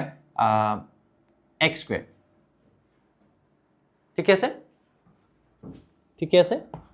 এক মিনিট হা সো বস্তু আমি বহুত পঢ়ি আছো হা সো কিছুমান একবাৰ মই এখানে নোটত চাই লৈছো যে মই ক্লাস নোটৰ মতে গৈ আছো তো ঠিকে আচ্ছা ওকে সো এই পইণ্টটোলৈকে ডিষ্টেঞ্চটো আমি এক্স বুলি ধৰি লৈছোঁ পি পইণ্টটোলৈকে ঠিক আছে ইনিচিয়েল পইণ্টটোলৈকে তাৰমানে অথনি আমি নিছিলোঁ ক'ৰ পৰা অথনি আমি আনিছিলোঁ কিউৰ পৰা পিলে এবাৰ মই পি পৰা কিউলৈ নিম ন আগত কিউৰ পৰা পিলে ইনিচিয়েল পইণ্ট কোনটো আছিলে কিউ কথাটো বুজি পাইছা পি পইণ্টত গ্ৰেভিটেশ্যনেল ফ'ৰ্চ লাগিছিলে attractive gravitational potential energy so ইয়াৰ পৰা তালৈকে ডিষ্টেঞ্চটো লোৱাৰ মোৰ প্ৰয়োজন আছিল স্মল আৰ বুজি লোৱা মই যে এইমাত্ৰ আৰটো মোহাৰি এক্স কৰি দিলোঁ ছাৰে এনেই মোহাৰি দিলে নেকি নোটটোৰ লগত মিলাবলৈ কেলে কৰিলোঁ বুজি লোৱা পি পইণ্টটোলৈ মই আনিছিলোঁ ইনফিনিটিৰ পৰা মোক গ্ৰেভিটেশ্যনেল পটেঞ্চিয়েল এনাৰ্জি লাগিছিল পি পইণ্টটোত ইয়াৰ পৰা আৰ ডিষ্টেঞ্চত আৰটো দৰকাৰী আছিল এতিয়া মোক আৰটো নালাগে আকৌ সেইকাৰণে মই মোহাৰি দিলোঁ কিয়নো মই ছাৰফেচৰ পৰা নিম ইনফিনিটিলৈ স্মল আৰৰ তাত খেল নাই মই ইমানটোৰ পৰাই নিম এই পইণ্টটোৰ পৰা নিম তালৈ এতিয়া মই খালি পিৰ পৰা কিউলৈ নিছোঁ যে সেই ইনিচিয়েল পইণ্টটো ক'ৰ পৰা অথনি কিউৰ পৰা পিলে আনিছিলোঁ ইনিচিয়েল প্ৰাৰম্ভিক যিটো অৱস্থান কিউ আছিলে তালৈকে আমি ডিষ্টেঞ্চটো চাই লৈছিলোঁ এক্স এতিয়া প্ৰাৰম্ভিক অৱস্থান কোনটো হৈছে ইনিচিয়েল পইণ্ট পি পিলৈকে ডিষ্টেঞ্চ কিমান এক্স য়েছ গট ইট চ' আমি ইয়াত কি কৰিম চোৱা এই পইণ্টটোৰ পৰা ইয়ালৈ নিওঁতে এই পইণ্টটোত gravitational potential energy gravitational attractive force কিমান হ'ব জি এম এম জি ইয়াৰ মাছ ইনটু ইয়াৰ মাছ ডিভাইডেড বাই তাহাঁতৰ চেণ্টাৰ টু চেণ্টাৰ ডিষ্টেঞ্চৰ স্কুৱেৰ এক্স স্কুৱেৰ লগত কি থাকিব ডি এক্স ডান এইটো হৈছে স্মল ৱৰ্ক ডান তুমি টোটেল ৱৰ্ক ডান ক'ৰ পৰা ক'লৈ উলিয়াব লাগে ইয়াৰ পৰা সেই তালৈ লৈ যাবলৈ ছেটেলাইটটোক তুমি ইয়াত নি থৈ দিয়া সি ইয়াৰ পৰা পলাই যাব ওকে চ' সেইটো কৰিবৰ বাবে তুমি কি কৰিব লাগিব আৰৰ পৰা তুমি নি ইনফিনিটিত থ'বগৈ লাগিব আৰু এফালে কি থাকিলে এফালেও ইণ্টিগ্ৰেশ্যন কৰা আৰৰ পৰা ইনফিনিটি আৰু এফালে থাকিব G M M divided by X square into D X okay next চোৱা আজি 2টা বাজিছে এয়া চোৱা এৰাত নাই 3টা বাজক লাগিলে চ' তোমালোকেও নেৰিবা ভিডিঅ'টো চাই শেষ কৰি লোৱা হা ভিডিঅ'টো চাই একে বহাতে শেষ কৰা এটা চেপ্টাৰ শেষ হৈ যাব ভাবা 2 ঘণ্টা 2.5 ঘণ্টাত কিমান ধুনীয়া হ'ব চোৱা এফালে থাকি গ'ল এফালে থাকি গ'ল টোটেল ৱৰ্ক ডান আৰু এফালে কি হ'ব টোটেল ৱৰ্ক ডান ন ইয়াৰ পৰা তালৈকে নিওঁতে টোটেল ৱৰ্ক ডান এফালে কি থাকি যাব চোৱা জি এম এম কনষ্টেণ্ট অথনিৰ নিচিনাই বস্তু জি এম এম কনষ্টেণ্ট আৰু ভিতৰত থাকিলে আৰ টু ইনফিনিটি আৰু এফালে কি থাকিব 1 বাই এক্স স্কুৱেৰ আৰু এফালে থাকিলে ডি এক্স হৈছে এইখিনিলৈকে আমাৰ ঠিকে আছে ওকে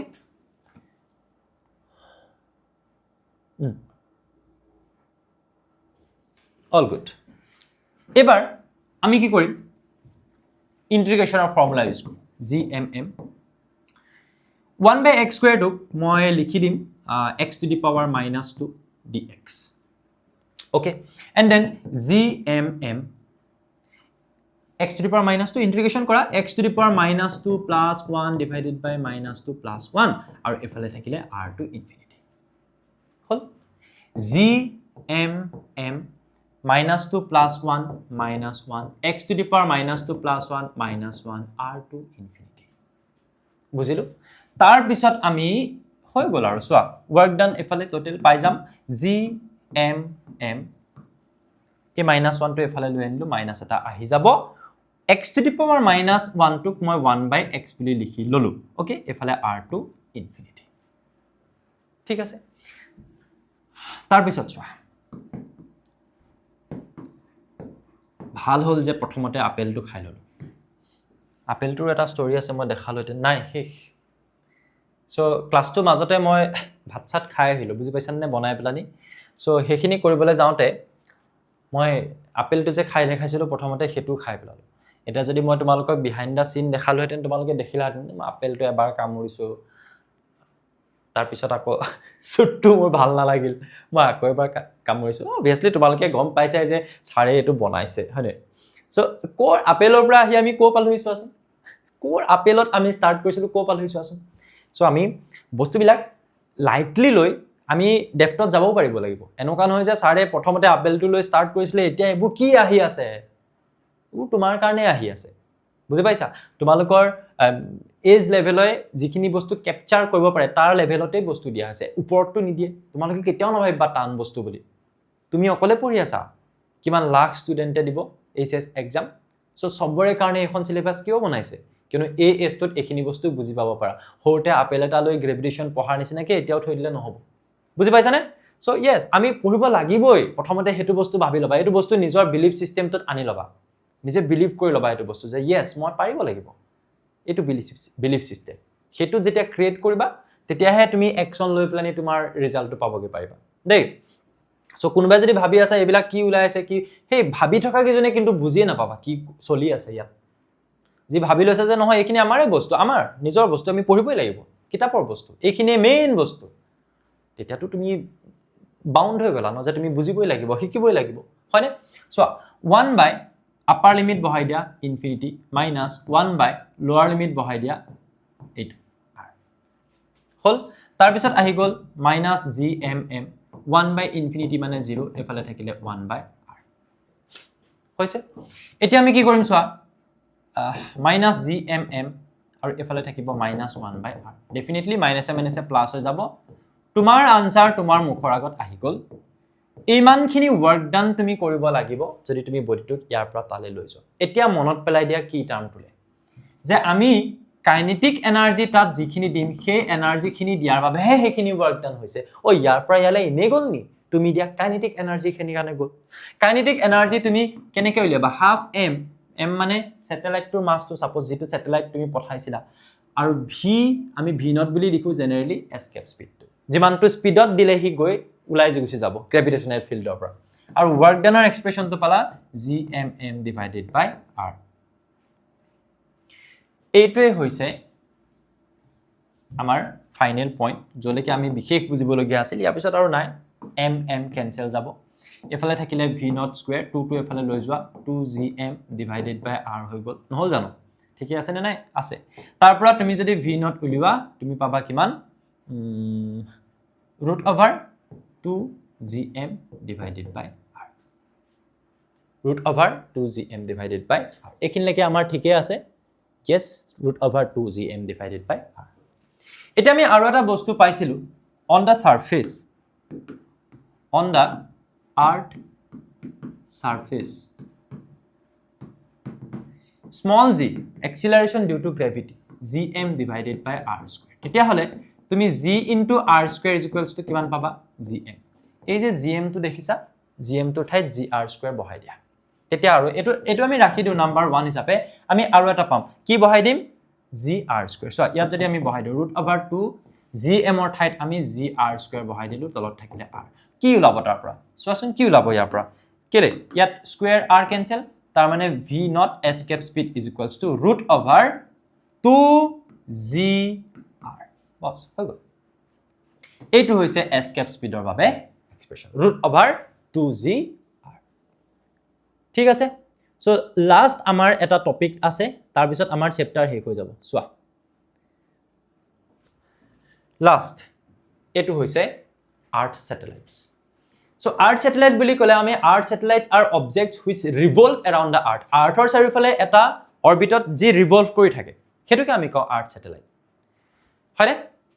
এইবিলাক তোমালকে দেখিয়ে পিকচাৰ বিলাক দেখিয়ে গম পাইছা এটো স্যাটেলাইট বিলাক আমি দেখু যে এনেকে ওপৰৰ পৰা যদি তোমালকে স্পেচৰ পৰা লোৱা ফটোজ দেখা সো এইবিলাক আৰ্থ স্যাটেলাইট মানে আৰ্থৰ এই অৰবিটত বা আৰ্থৰ চাৰিওফালে এটা অৰবিটত যি ৰিভলভ কৰি থাকে ই দুটা টাইপৰ হ'ব পাৰে এটা হল নেচাৰেল আৰু এটা হল আৰ্টিফিশিয়াল তুমি যদি মুনটোৰ কথা ভাবা কোনো মুনটো পঠোৱা নাই মানুহে মানে মেন মেড নহয় এটো বাট তুমি এইবিলাক আৰ্টিফিশিয়াল স্যাটেলাইট বুলি কলে তুমি কোনবিলাক বুজিবা মানুহে যিবিলাক পঠায় তাৰ মানে বুজি পাইছা যিবিলাক নেচাৰেলি নাথাকে সো দুটা টাইপৰ পোৱা যায় এতিয়া আমি ইয়াত উলিয়াবলগীয়া এটা বস্তু হল হেতু হৈছে orbital velocity It is the velocity to put the satellite into its orbit around the earth. Earth to A2. Suppose মই আৰ্থৰ চেণ্টাৰৰ পৰা এটা ডিসটেন্সত এটা অৰবিটত মই স্যাটেলাইট এটা ঘূৰাব বিচাৰিছো m মাছৰ এটা স্যাটেলাইট তো ঘূৰি থাকিয়া সো সেই অৰবিটটোত ঘূৰাবৰ বাবে তাক মই যিমান ভেলোসিটি দিব লাগিব velocity to put the satellite into its orbit তাৰ অৰবিটটোত ৰাখিবৰ বাবে যেনেকৈ আমি বেছিকে ভেলোসিটি দিলে হি উলাই গুছি যাবগে এস্কেপ স্পিড বা এস্কেপ ভেলোসিটি কিন্তু তুমি যদি এই অৰবিটটোত ৰাখিবলৈ হয় সো কিছুমান স্যাটেলাইট এনেকুৱা আছে যে আৰ্থৰ ওচৰে যাব তলে তলে এইটো অৰবিটত ৰাখিবলৈ মই কম স্পিডত মাৰিম এইটো অৰবিটত ৰাখিবলৈ মই তাতকে বেছি স্পিডত মাৰিম এইটো স্পিডত এইটো ৰাখিবলৈ তাতকে বেছি স্পিডত মাৰিম এনেকুৱা নহব জানো সো সেই অৰবিটটোত পুট কৰিবৰ বাবে ৰাখিবৰ বাবে যিটো ভেলোচিটি দিবা তাক কোৱা হ'ব কি বুলি অৰবিটেল ভেলোচিটি অৰবিটেল কোৱা অৰবিটেল কোৱা ওকে নাও অৰবিটেল ভেলোচিটিৰ আমি ডেফিনিশ্যনটো গম পাইছো তাৰ হেল্পত আমি ইয়াৰ এক্সপ্ৰেছনটো ফাইন্ড আউট কৰিবলৈ গৈ আছো সোৱা অৰবিটেল ভেলোচিটিৰ বাবে এটা এক্সপ্ৰেছন আমি সিম্পল এটা কনসেপ্ট ইয়াতে লগাম ধৰি লোৱা এটো হৈছে সেন্টাৰ অফ আৰ্থ ইয়াৰ আমি ৰেডিয়াসটো r বুলি ধৰি লম এজ ইট ইজ আমাৰ যিখিনি গৈ আছিল আৰু এটো হৈছে ৰেডিয়াস আৰু এফালে দেখাও এটো হৈছে ৰেডিয়াস আৰু ইয়াৰ পৰা সাপোজ এইচ হাইটত আমি এটা স্যাটেলাইট ইয়াতে পুট কৰিব লাগে অৰবিটটো কিমান হাইটত আছে সাৰফেসৰ পৰা স্যাটেলাইটটো m হাইটত আমি স্যাটেলাইটটোক মানে এই অৰবিটটোত আমি ঘূৰাই থাকিব লাগে সো তুমি যদি চাবলৈ যোৱা হে অৰবিটটোৰ ৰেডিয়াস কিমান হৈ আছে r + h এই অৰবিটটোৰ যেটো ৰেডিয়াস r + h হৈ আছে অৰবিটটোত ঘূৰি থাকিব মানে তাত এটা সেন্ট্ৰিপিটাল ফোৰ্স থাকিব সো সাৰ্কুলাৰ এটা পাথত ঘূৰি আছে সেন্ট্ৰিপিটাল ফোৰ্সৰ এক্সপ্ৰেছন কি mv²/r মই এটা বস্তু ইয়াত লিখো যে ইয়াত যেটো সেন্ট্ৰিপিটাল ফোৰ্স হ'ব সেন্ট্ৰিপিটাল ফোৰ্স কি ফোৰ্স বস্তু এটা সাৰ্কুলাৰ পাথত যদি ঘূৰি থাকে তাৰ সেন্টাৰ ফালে থকা ফোৰ্স হেতু ইয়াত কোনে দি আছে হেতু এই আৰ্থটোৱে ইয়াক টানি থকা ফোৰ্সটোৰ বাবে আহিছে অৰ্থাৎ কিহৰ বাবে আহিছে গ্ৰেভিটেশনাল ফোৰ্সৰ বাবে যেনেকৈ অথনি দেখাইছিল যে ওয়েটটো কাৰ বাবে আহিছিল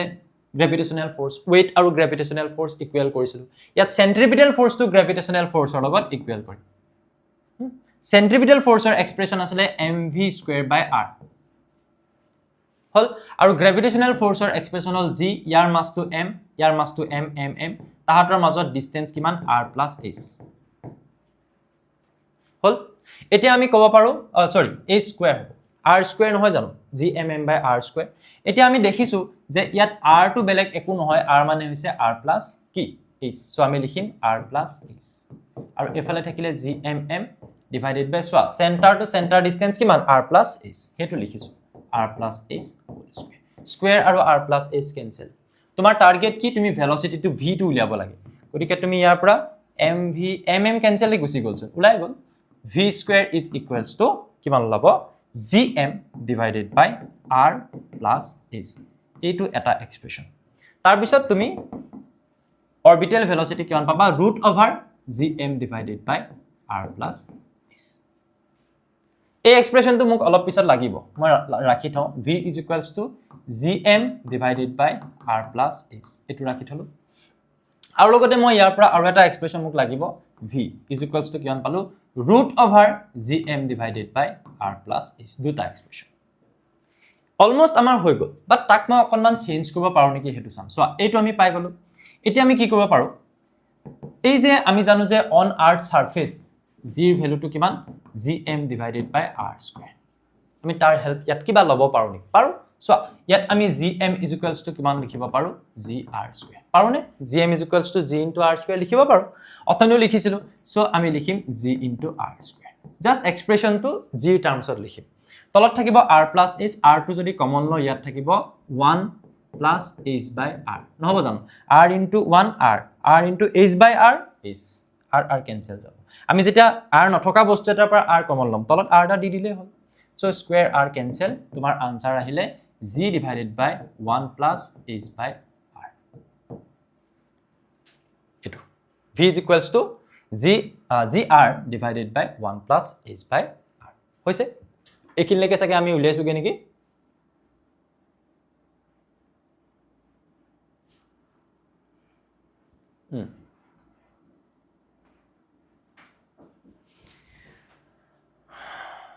okay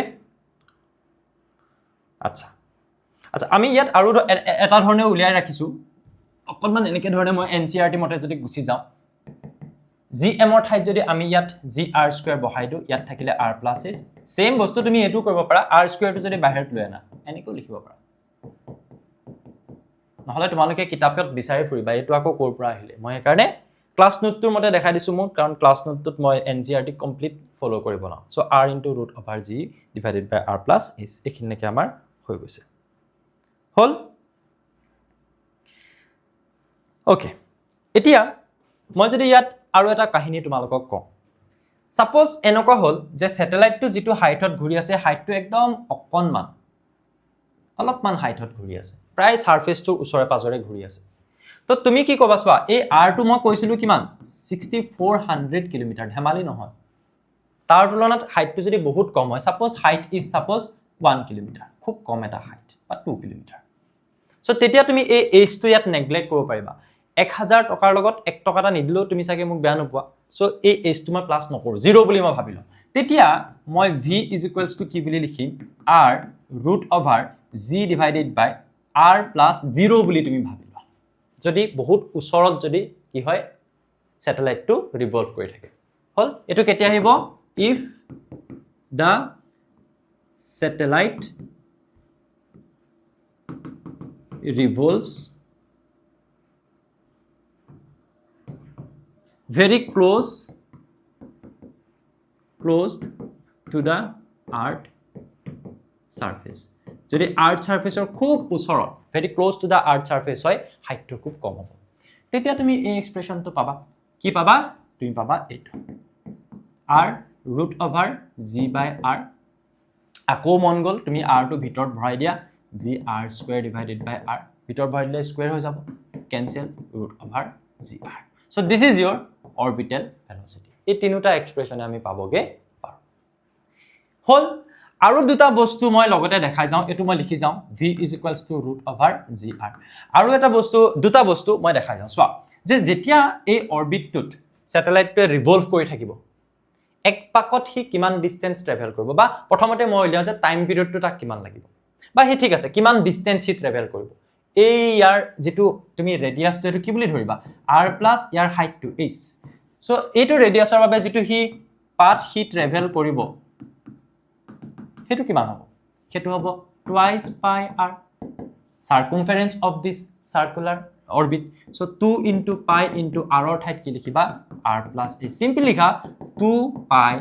r plus h iman to distance hi travel koribo ek pakot jodi ma time period uliabole jao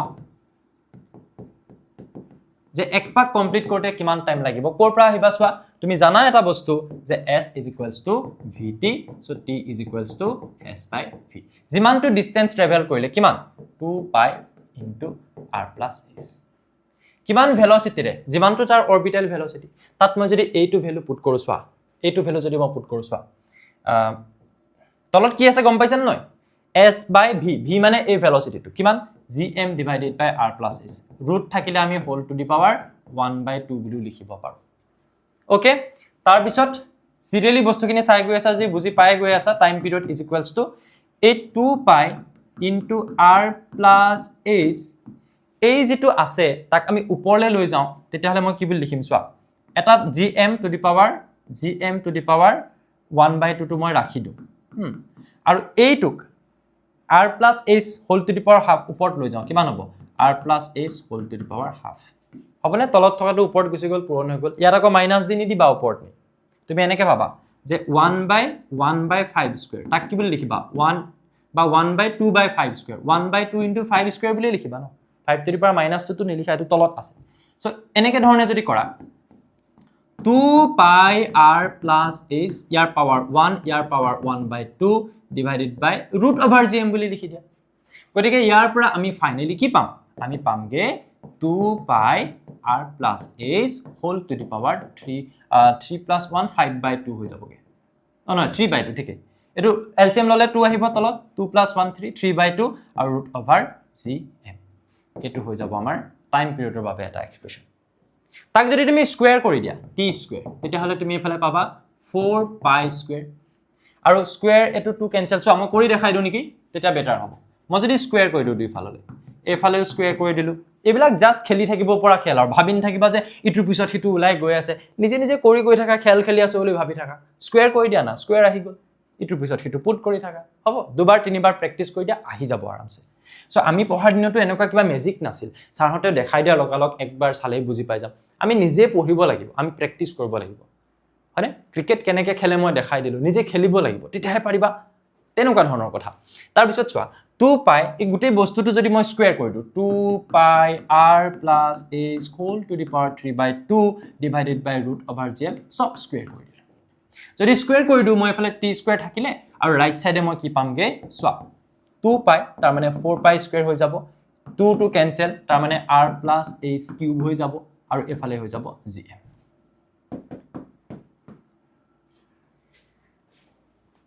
ঠিক আছে 4 pi square r + h whole cube divided by gm হল এটা তুমি চাবা 4 constant pi constant g constant mass of earth constant এই গুটে 4 pi square বাই gm তো এটা কনস্ট্যান্ট হয় আৰু এফালে থাকিলে r + h হোল কিউব এই কনস্ট্যান্টক মই যদি k বুলি লিখো মই লিখিম r + h হোল কিউব এটা এটা ধ্ৰুব সো আমি লিখিব পাৰো ইয়াত where k is equals to কিমান 4 পাই square divided by gm sir কেনেকুৱা কোৱেশ্চন আহিব ইয়াত যেতিয়া এটা অৰবিট ৰিভলভ কৰি অৰবিটত যেতিয়া এটা স্যাটেলাইট ৰিভলভ কৰি থাকিব তাৰ টাইম পিৰিয়ড ৰেডিয়াস অফ আৰ্থ আৰু অৰবিটটো যেটো হাইট তাৰ মাজত এটা ৰিলেচন উলিও আহি গল তেতিয়া তুমি এইখিনি কৰি দেখাব লাগিব ধুনিয়াকে প্ৰেক্টিস কৰিবা পাৰি যাবা সো লাষ্টলি ইয়াতে আমি সামৰিব পাৰিম energy of N orbiting satellite okay last point energy of an orbiting satellite so it is a earth surface it is a center ইয়াৰ পৰা ইয়াত তাৰ মানে r + h হাইটত হে আগৰ নিচিনাকৈ হে একেটাই স্যাটেলাইট জেনিবা ঘূৰি আছে তাৰ টোটাল যেটো এনাৰ্জি হ'ব হেতু দুটা এনাৰ্জি প্লাস হ'ব এটা হল কাইনেটিক এনাৰ্জি এটা হ'ব পটেনশিয়াল এনাৰ্জি আমি যদি হে স্যাটেলাইটটোৰ কাইনেটিক এনাৰ্জি উলিয়াও তেতিয়া হলে আমি পাম হাফ m হি যেটো ভেলোসিটিৰে ঘূৰি আছে হাফ m হি কিমান ভেলোসিটিৰে ঘূৰি আছে তাৰ কাৰণে তুমি এটা এক্সপ্ৰেছন উলিয়াইছিলা নহয় অলপ আগত কিমান উলিয়াইছিলা gm divided by r + h v² তুমি অলপ আগত চাবা তুমি পাইছিলা gm divided by r + h তেতিয়া v √, আহি যায় বাট আমাৰ v² আছে ন ডাইৰেক্টলি বহাই দিয়া gm divided by r + h hall so kinetic এনাৰ্জিৰ বাবে আমি এটা এক্সপ্ৰেছন পাই গলো ন কাইনেটিক এনাৰ্জিৰ বাবে আমি এক্সপ্ৰেছনটো কি পাই গলো হাফ ইনটু gmm একে ধুনিয়াকে লিখি দিও ডিভাইডেড বাই r + h এটো হল কাইনেটিক এনাৰ্জিৰ বাবে এক্সপ্ৰেছন মই ইয়াত লিখি ৰাখো নেকি সোৱা কাইনেটিক এনাৰ্জিৰ বাবে মই এক্সপ্ৰেছনটো কিমান পালো ইমান পালো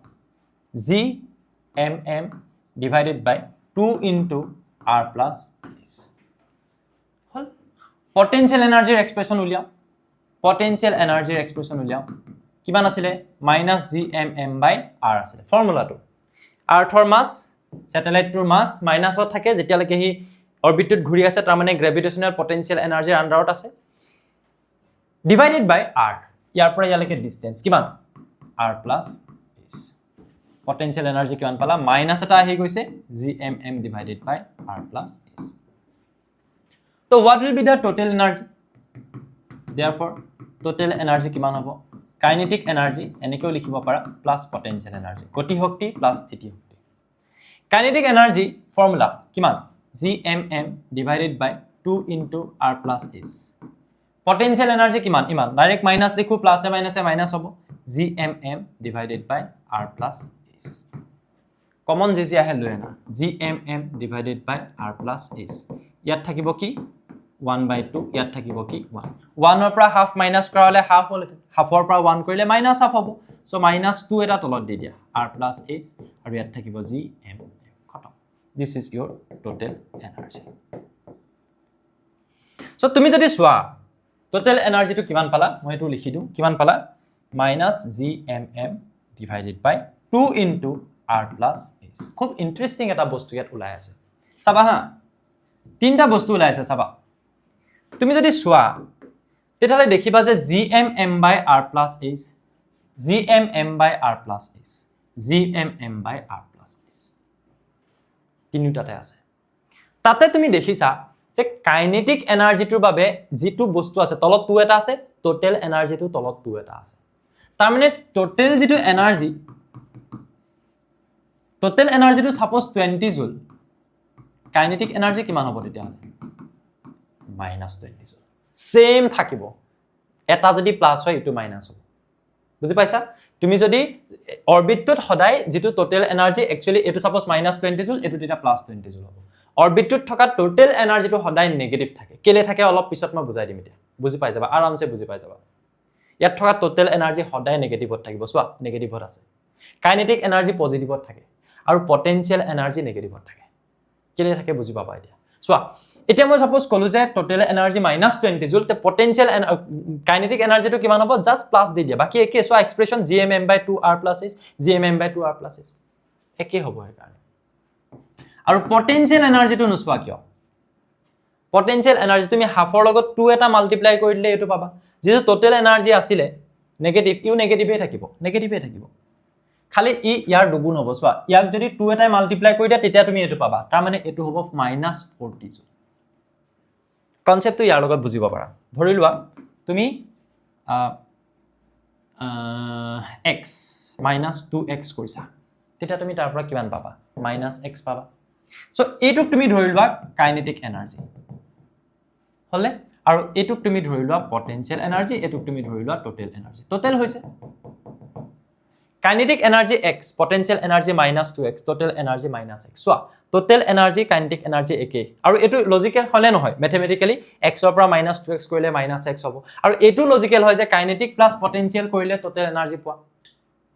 হয়নে সো যদি কাইনেটিক প্লাস x টোটাল কিমান হ'ব -x যদি মানে টোটাল এনাৰ্জি যদি -x কাইনেটিক বা ওকে পটেনশিয়াল এনাৰ্জি কিমান হ'ব -2x সিম্পল লজিক্যালি উলাই আছে হ'ব মই এটা বস্তু এটা বুজাই দিও যে energy of N orbit already আমি এটো কৰিলো এটো সোৱা এটা ইন্টাৰেষ্টিং এক্সাম্পল দিও মই যে কৈছো যে energy of N orbiting satellite the satellite are always at finite distance from the earth and hence their energies cannot be positive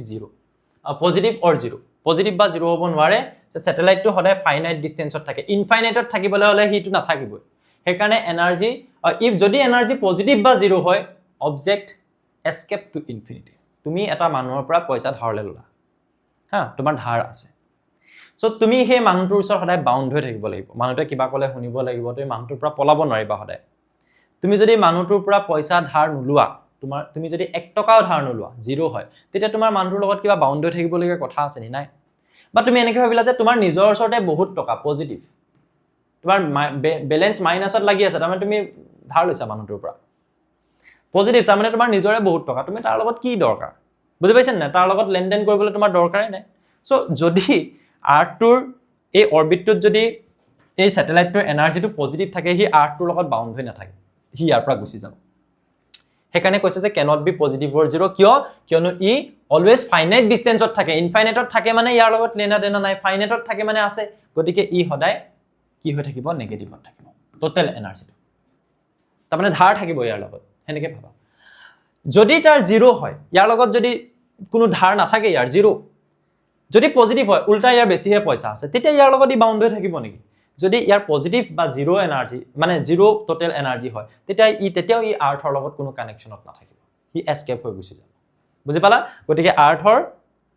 অৰবিটত বা এটা অৰবিটত যেতিয়া স্যাটেলাইটটো থাকি আৰ্থৰ এৰাউণ্ডত মুভ কৰিব অৰবিটটোৰ টোটাল এনাৰ্জি কেতিয়াও জিৰো বা পজিটিভ নহয় it will be always negative okay so yes এইখিনি আছিল আমাৰ আজিৰ ক্লাছটোৰ ডিসকাশন আমি গ্ৰেভিটেশনৰ ওপৰত পঢ়িলো কৈছোৱে এটা আপেলৰ ষ্টৰীৰ পৰা আমি আৰম্ভ কৰি আমি ইমানখিনি বস্তু আজি ডিসকাস কৰিলো হয়নে তো চ্যাপ্টাৰটো আমাৰ ইমানতে শেষ হৈছে মই পুনৰবাৰ তোমালোকক জনাই থওঁ যে আমাৰ জ্ঞানম টিউশন এপটোত এইখিনি কোৰ্স अवेलेबल আছে যদি তোমালোক কোনবা ইন্টাৰেষ্টেড তাহলে তোমালোকে এই কোৰ্সখিনি পাৰচেজ কৰিব পাৰা থ্যাংক ইউ সো মাচ নেক্সট কোনটো চ্যাপ্টাৰৰ ওপৰত তোমালোকক ওয়ান শট লাগে কমেন্ট সেকশনত একদম ভৰাই দিব লাগিব ওকে আৰু ভিডিওটো শেয়াৰ কৰি দিবা মই কৈছো চোৱা 2:30 বাজিছে এইখিনি কষ্ট আমাৰ মানে সফল হোৱা নিচিনা লাগে যদি বহুত ষ্টুডেন্টৰ মাজত গৈ আমি পাওঁগে ওকে সো তোমালোকৰ মৰম বিলাক দিবা কমেন্ট বক্সত আৰু আমাক জানিবলৈ দিবা যে বুজি পাইছা নে নাই পোৱা আৰু লগতে ভিডিওটো শেয়াৰ কৰি দিবা যিমান ষ্টুডেন্টৰ মাজত যাতে আমি গৈ পাব পাৰো তোমালোকৰ জৰিয়তে ধন্যবাদ সো নতুন এটা ভিডিওৰ সৈতে পুনৰবাৰ তোমালোকক লগ পাম